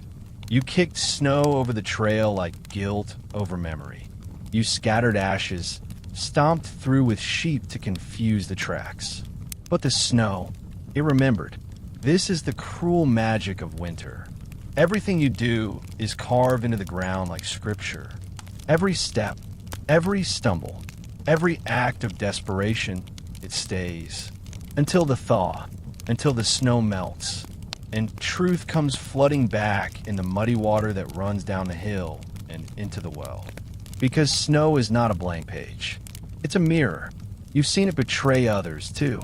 The woman who claimed her child wandered off. The blood in the snow said otherwise. Small prints leading to the river, but never coming back. The man who said he saw wolves in the woods, but the snow showed only one set of tracks. Out, then none, as if the forest swallowed him whole. No one speaks of these things aloud, but they see them, in the whiteness, in the silence, and they look away, because who among us is innocent when the snow remembers everything, and still we walk through it. We have to fetch water, to collect wood, to dig out the animals when they've gone too still in the night. Each step becomes a signature, a declaration. I was here. I moved. I did what I had to. Sometimes you want to stop moving entirely, to lie down in the whiteness. Let it cover you gently. Let it seal you in its soft forgetfulness. But then, you hear it again. A footstep, not yours. Too light, too slow. You turn. Nothing. But the snow's been stirred. Someone or something was just here. Or maybe still is. You've heard the stories. The old ones. About the snow spirits. The white witches. The things that follow sinners through the frost and whisper their names when the moon is full. Sometimes they say the snow is alive. That it watches with eyes you can't see. That if you speak your guilt aloud, the snow will swallow it. And you believe it. Not out of superstition. Out of experience. Because one winter, you watched your neighbor confess to nothing. And the next morning, his cottage door was open, his bed untouched. His footprints walked straight into the forest and didn't come back. The snow covered everything by noon, and by dusk, he was a story. Now, each time you leave your home, you walk carefully, not because you're afraid of slipping, but because you're afraid of leaving behind too much of yourself. Because snow may be soft, but it has teeth, and it knows your weight. It knows your gait. It knows where you've been and what you carried there. So you tread lightly. You whisper apologies into the cold. And you hope with everything you have left, that by morning, the snow forgets. Sleep, in the 14th century, is not the peaceful surrender you imagine it to be. It's not lavender oil and goose down comforts. There's no warm chamomile, no candlelit prayers for sweet dreams. There's only exhaustion and fear and something moving just beneath the floorboards. You don't sleep because you're tired. You sleep because your body forces you to. Because the cold won't let you stay awake any longer. Because the day has gnawed at your flesh and soul until nothing is left but flickering eyes and silence. And in that silence, the dead stir. They don't knock. They don't groan. They don't need to. They've been here since before the roof was thatched. Before your family took its first desperate breath on this cursed patch of land. Before the fire. Before the plague. Before the church started naming the bones it could not explain. They're not angry. Not exactly. They're just lonely. And night is the only time you're still enough to hear them. It begins with weight. Not on your chest. No, that's far too dramatic. It's in the air. Heavier. Thicker. Like you're breathing through wool. Like someone is watching you from the corner of the room and holding their breath until you notice. Your limbs grow cold. Your mouth dry. The hair on your arms starts to rise. And you lie there, staring at the ceiling, knowing full well it isn't just the wind anymore. The dead don't need doors. They seep through cracks, slip between stones, curl into the folds of your blankets without disturbing a thread. You feel them waiting. For what? You don't know. Maybe for warmth. Maybe for memory. Maybe for someone to speak their name again. So they don't vanish completely. You've heard their stories, even if no one tells them anymore. The mother who buried her baby in the thaw and came back to cradle empty cradles. The soldier who froze, standing up, sword still raised. His ghost pacing still, marching toward a war long over. The girl who drowned in the ice pond in Knox. Just once, on the inside of your shutters, every year on the same night. You don't tell others what you hear. The whispers behind the fireplace. The footsteps overhead when everyone else is asleep. The faint scraping of nails on the inside of the pantry door. Because to speak of it is to admit it. And to admit it is to invite it. So you lie there, still, eyes open, listening. And the dead get to work. They sort through your thoughts. Not your dreams. Those are yours. The dead don't need to dream. They remember instead. They slip through your mind, touching memories like fingers brushing dust off old books. They pause on the ones you've tried to forget. The sin, the scream, the moment you looked away when you shouldn't have. They don't judge. They just observe. And then, when they're done, they leave small reminders. A window unlatched. A candle snuffed out, though no one breathed on it. A single black thread on your pillow, coarse and unfamiliar. You know what it means. It means, we were here. Sometimes they leave more. A dream too vivid to be yours. A name you haven't heard in years, whispered right before you wake. A bruise on your thigh in the shape of fingers too long. Too cold. Too careful. You try not to think about it. Try not to wonder why they touched you.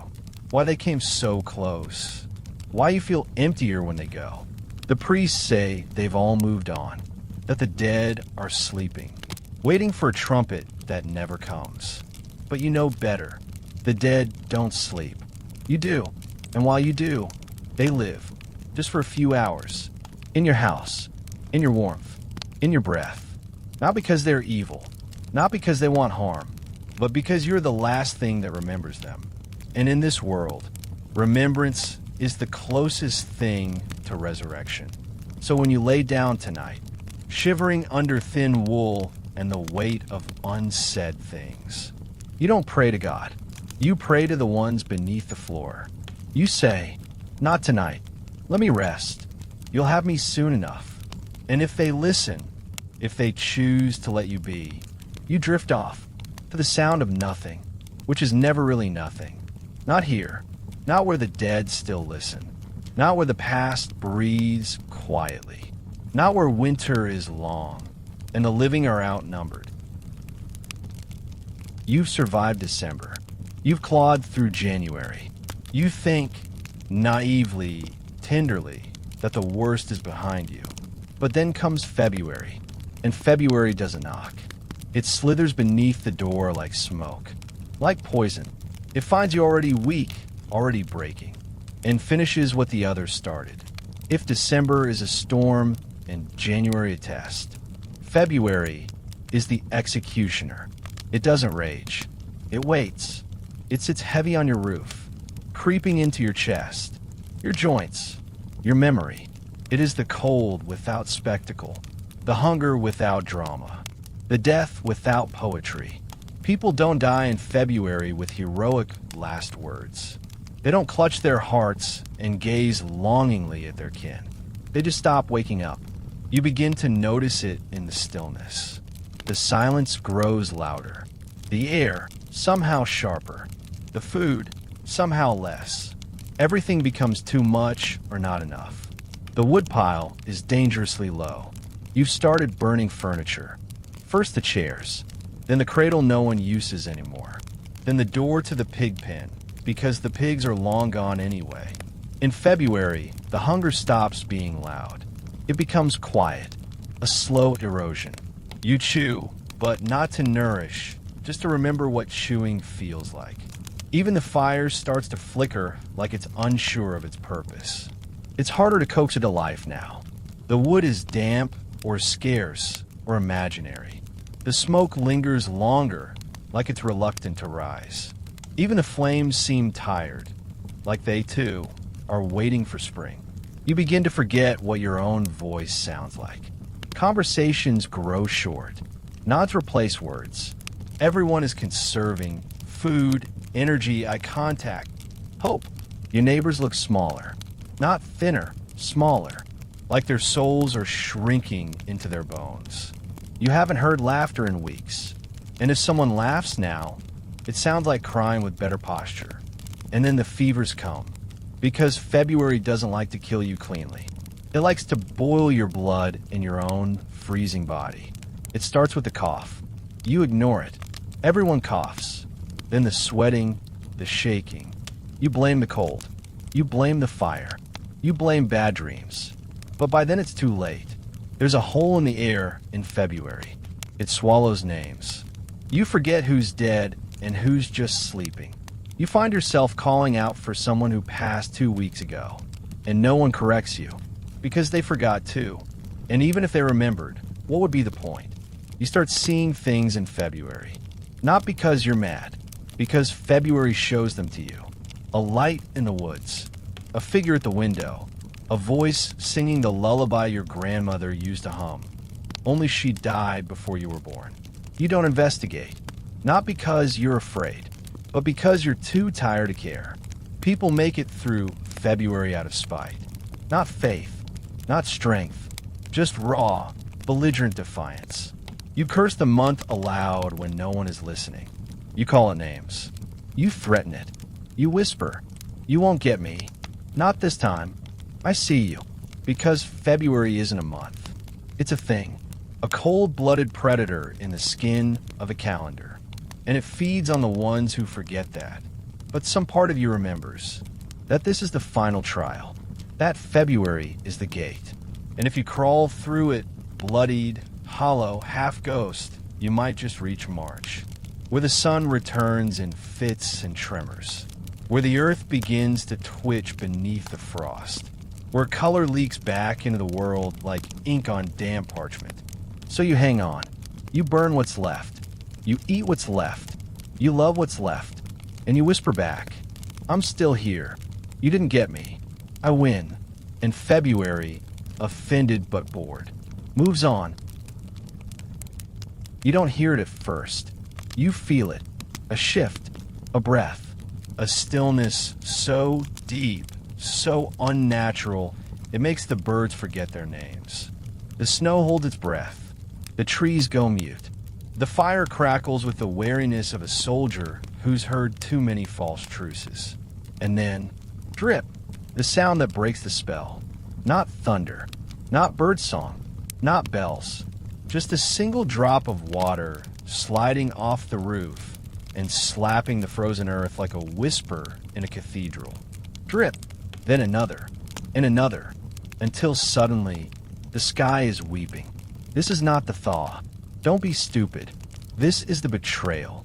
The moment the sky pretends to be kind. The illusion of mercy. Because everything begins to melt, but nothing is ready to be melted. The snow turns to slush. The earth becomes soup. Your boots, once stiff and dignified, now weep at the seams. The cold remains, but it's wet now. The kind that seeps into your bones like guilt into a liar's smile. You step outside and the world sinks. The roof drips. The trees drip. Your nose drips. And with each drop, the world becomes unstable. Snow no longer crunches underfoot. It moans. The paths you once trusted dissolve into traps. Your woodpile collapses in on itself. Logs now swollen with water like forgotten corpses. Even a fire sulks, smoking more than burning, as if confused by the sudden dampness in its lungs. The sky is not blue. It is gray with secrets. Not a storm, not a calm. Just the kind of mood a god gets when he's tired of pretending to love you. It rains, but barely. It drizzles. A pathetic drizzle. The kind that mocks your suffering by being almost nothing, but just enough to make everything worse. Your cloak never quite dries. Your socks develop a personality. Your walls weep with you. The thatch above your head begins to leak. Just a little at first. A polite drip above your sleeping mat. You place a bowl there. The bowl overflows by morning. You move your bed. You move it again. You give up and sleep in the corner by the fire, which is now more smoke than flame. You begin to smell things. Not the rich, earthy aromas of spring, but the truth beneath the snow. The rot. The hidden waste. The animal you buried behind the barn in December and pretended you didn't know would be uncovered. You step outside and your foot finds something soft. You don't look. You just keep walking. Because everything that's been buried is now unburying itself. The dead rise in February. But in March, they stink. The snow no longer protects. It reveals. And beneath it, the world has been composting your sins. You catch the scent of mildew behind your teeth. Your own clothes betray you. You begin to wonder if it's the world that smells this way. Or if you do, your hands are wrinkled all the time now, as if water has become your permanent second skin. Your toes haven't been dry in days. Your boots grow their own ecosystems. And the mud, oh the mud, it swallows children. It claims carts. It pulls on your feet like it wants to keep a part of you. You step outside and sink an inch. By the time you reach the well, you've aged a year. People stop visiting, not because the roads are blocked, but because the roads are gone, replaced by rivers of slurry, paths that lead nowhere but down. You see the sky above and wonder what it would be like to float away. But you don't float. You slog through wetness, through decay, through memories that smell like mold and regret. And still you hope, because maybe this is the cleansing. Maybe this is what comes before life returns. The rot before the bloom, the muck before the miracle. You tell yourself this as your roof drips on your soup, as your boots squelch in your dreams, as the air smells like everything that ever died. You whisper to the wet, sagging walls. It has to end soon. The earth is just crying itself clean. I can wait, because the sky has cracked open, and now everything drips. But maybe, just maybe, that's what makes things grow. The rain doesn't just fall, it seeps, it burrows. It licks the earth open like an old wound that thought it had scabbed over for good. And you, naive creature, you think it's just water, falling from the sky, feeding the land, promising life. But no, the rain is a locksmith. It doesn't feed the earth. It unlocks it, and what it finds buried down there isn't always asleep. At first, it's just a smell, faint metallic, like wet stone and old blood. Then it grows warmer, muskier, until it curls into your nostrils and whispers stories your grandmother swore you were too young to hear. You step into the mud barefoot because your boots gave up long ago, and the ground pulses soft, squelching warm. Warm? Yes, warm. That's how you know something's waking up. This isn't spring.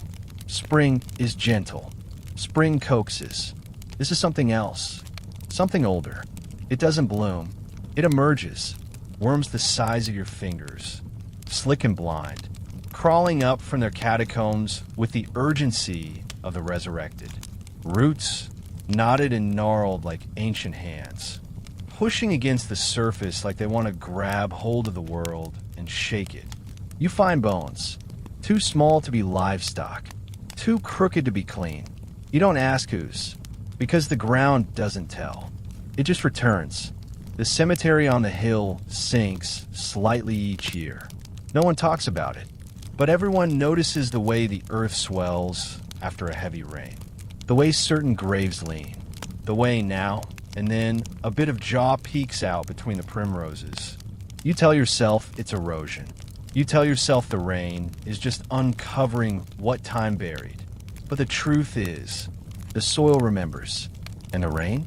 The rain just reminds it to wake up. There are stories, of course. Always stories. Of the pagan priest buried with copper rings around his throat, who swore he'd rise again when the moon wept. Of the child born with gills, who was drowned by her village in the spring thaw, and whose cries can still be heard on the wind, begging to come back up. Of the old women burned for herbs and healing and being inconvenient. The rain knows where their ashes went. And now, the moss grows thickest where they were scattered. You don't go near that patch of ground. Not anymore. Your garden begins to breathe. Not grow, breathe. You kneel to plant the first seeds of barley and swear you feel the earth pulse beneath your fingers. You pause. Hold your breath. There is again a slow, rhythmic swell, like something massive rolling over in its sleep. You press your ear to the ground, not out of curiosity, but compulsion. And you hear it. Not words, not voices, but motion. Something beneath. Something turning. Something that has waited centuries for this exact moment. The rain has fed it, and now it's hungry. Not for food, for attention.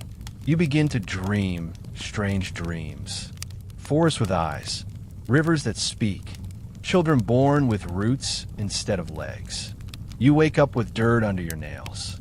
You don't remember going outside. The elders won't talk about it directly. They glance at each other. They mumble. They look at the rain like it's a person, like it knows what it's doing.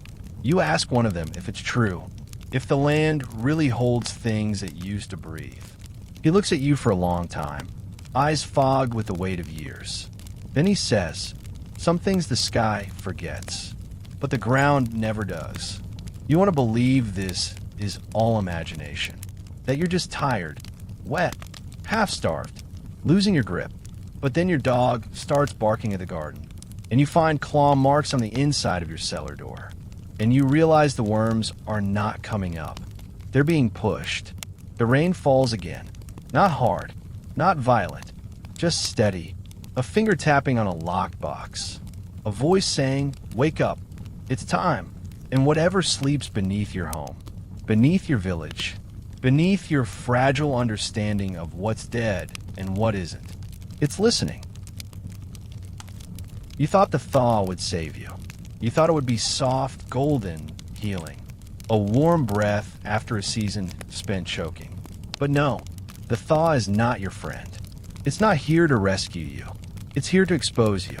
To take everything the snow tried to hide and hold it up to the light like a cruel librarian thumbing through your worst chapters. The ice doesn't melt, it releases. One crack at a time, like bones dislocating in slow motion. The trees drip not with joy, but with suspicion. The roof begins to sob again, this time not from snow, but from rot. Wet rot, black rot, the kind that smells like secrets long buried in the cellar. The thatch caves slightly above your bed. You pretend it's not happening. You shift your blanket. You shift your denial. But the thaw knows. Every sound outside is a splintering. The creek begins to move again. Not gurgling, not babbling, but dragging itself across the land like a wounded animal. You see movement on the bank and pray it's a bird. It's not. It's something that didn't die. Or worse, something that did, but got up anyway. The roads return first. Not because they want to, because they have no choice. They emerge from under their icy veils like reluctant ghosts. Full of ruts, split open with frost heaves and sins. You walk on them carefully, not to avoid falling, but because every stone, every pothole, every groove in the dirt looks like it remembers where it last saw blood. The village smells different now. Familiar things turn uncanny. The bakery no longer smells like bread because there is no bread, only yeast and despair. The hayloft smells like mildew and mouse urine. The chapel smells like smoke and wet wool. And your own home, well, it smells like you. And you're not doing well. Your clothes are damp even when you swear you hung them dry. Your hands crack when you make a fist. Your nails peel. Your boots have gone to war with your feet, and your feet are losing. You try to scrub your face one morning with meltwater. The water bites back. Not because it's cold, because it's alive, full of things woken from ice. Bacteria, mold, gods know what. You catch a rash that looks like a map of your regrets. The animals return, but not like heroes. They limp. They starve. They stare with sunken eyes like survivors of something ancient and personal. The birds return in jittery bursts. They peck at the thawing ground like it owes them something. The foxes are too thin. The deer too bold. And the crows? Oh, the crows are thriving. They pick at whatever the thaw reveals. They sing with glee. You envy them. People get sick now. Not from frost, but from what was in the frost. The thaw releases spores. Fungus. Things that waited quietly under snow, like patient assassins. A cough becomes a death sentence again. A fever, a disappearance. Someone's sun swells up like a blister and bursts open with boils. They burn the bedding, but the air stays thick with invisible vengeance. Worse still is what the thaw shows you about yourself. The mirror no longer fogs when you breathe on it. You can see your face, and it looks older, thinner, like someone's been using it without asking. You catch your reflection in puddles and wonder who that is. You don't remember your eyes being that hollow. You don't remember your lips being that cracked. You ask your neighbor if he's okay. He says nothing because he buried his daughter last week. And the thaw gave her back. The children begin to play again. That should be a good sign. It isn't, because they find things. Half-buried teeth. Frozen frogs still twitching. A doll's head from a house that burned down 3 winters ago. They bring them home like treasures. They smile. You want to scream. But instead, you just nod and tell them to wash their hands. As if that could protect them. The thaw is not a rebirth. It's an autopsy. The season unzips the land and shows you everything you tried to ignore. The bones beneath the beauty. The filth beneath the frost. The truth beneath the silence. And yet, you survive it. Somehow, you wake up each morning and step into the slush. You rebuild what collapsed. You burn what can't be saved. You bury what came back wrong. And you wait, because soon the mud will dry, and the green will return. And you'll lie to yourself again. You'll say, that was just a bad winter. Things will be better now. We made it. And the thaw, that cruel, laughing thaw, will let you believe it. Spring does not tiptoe in with petals and poetry. It crashes through the door like a drunk uncle at a funeral. Late, loud, and far too pleased with itself.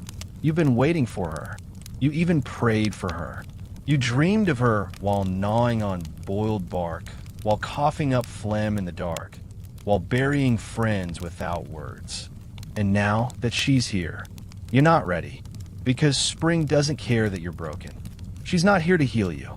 She's here to replace you. It begins with color. Too much, too fast. Your eyes haven't seen anything but gray and brown since St. Martin's bones were paraded through the frost.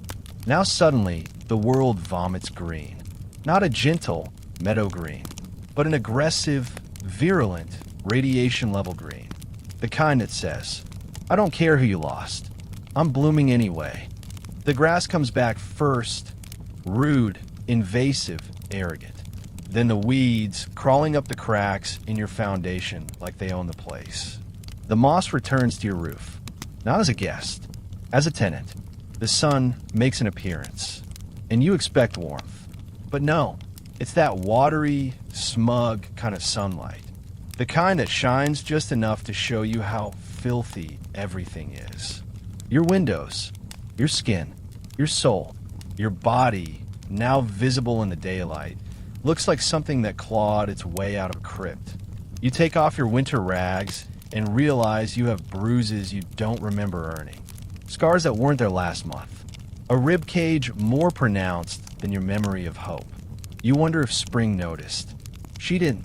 Everything smells feral. The mud is still here, now mixed with blossoms, manure, wet wool, and the sour stench of the living who haven't bathed properly since October. Even joy stinks. The first lambs are born, and they reek of placenta and wet fur.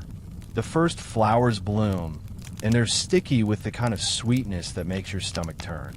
It's too much, too soon. You step outside and gag on beauty. The animals return to their frantic cycles. Chickens cluck like they've been reborn as gossiping widows. The rooster, who nearly froze to death in January, now screams every morning as if personally offended by the dawn. The cows start bleeding milk again. The goats try to mount everything that moves. Even the pigs look horny. It's as if everything but you has remembered how to live. The village wakes up too. People emerge blinking from their huts like sleepwalkers. Children run without shoes.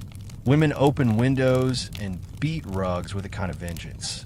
You see your neighbor, the one who lost 3 fingers to frostbite, planting peas like he believes in the future. You envy that. You can't even stand up without your knees arguing with God. The church bells ring again. Not for mourning this time, for weddings. Because nothing says we made it through hell like legally binding yourself to someone who survived it with you. There's a dance in the square. Someone sings. Someone kisses someone else behind the bakery. You pretend not to see, because something in you still feels frozen. And spring isn't waiting for it to thaw. The guilt comes quietly. You see flowers blooming over the graves you dug. You see joy growing in the soil that covered your losses. You smile, but only halfway, because spring feels like betrayal. You want to scream. They just died. I just stopped crying. How dare you? But spring doesn't answer. She just sends another breeze. Warmer, softer, cruel, and yet something in you moves. A twitch, a whisper of blood to a fingertip, a flicker of a laugh you forgot how to finish. You catch yourself humming. You don't know the tune. It doesn't matter. What matters is you're humming. You walk past a brook, now swollen with melted regret. You see frogs mating in the shallows like little green immortals. You hear bees cursing under their breath as they bump into early blooms. You feel the sun, really feel it, not as a concept, but as warmth. And something in you, fragile and furious, decides, fine, I'm still here. Let's see what comes next. Because spring didn't apologize. She never does. She just arrives, uninvited, unforgiving, unstoppable. And maybe that's exactly what you need. There is no grand finale, no heavenly trumpet, no chorus of angels applauding your resilience. You just wake up, one morning, to birds screaming like they've been holding it in for 6 months, to light stabbing through the cracks in the shutters, making dust float like holy relics, to the smell of damp linen and something faintly green. You sit up slowly. Your joints pop like old furniture. You touch your chest, surprised that your heart is still hammering. And then it hits you. You're alive. That's it. That's the twist. Not because you deserved it. Not because you made all the right choices. You're not the strongest. You're not the kindest. You're not even particularly lucky. You're just still here. And somehow, in this world of famine, filth, frostbite, and fever dreams, that's revolutionary. Survival in the 14th century doesn't look like triumph. It looks like your last pair of socks holding together by a thread. It looks like chewing a dried root while pretending it tastes like bread.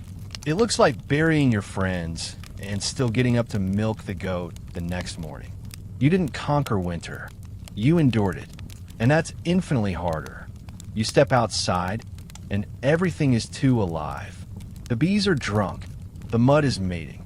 The air is so thick with pollen, it feels like you're breathing powdered lust.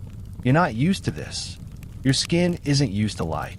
Your soul isn't used to softness. You flinch when children laugh. You wince when bells ring. Your entire being is calibrated to silence and shivering. But spring doesn't care. She's already moved on. Your neighbors begin to pretend they were never miserable. They joke.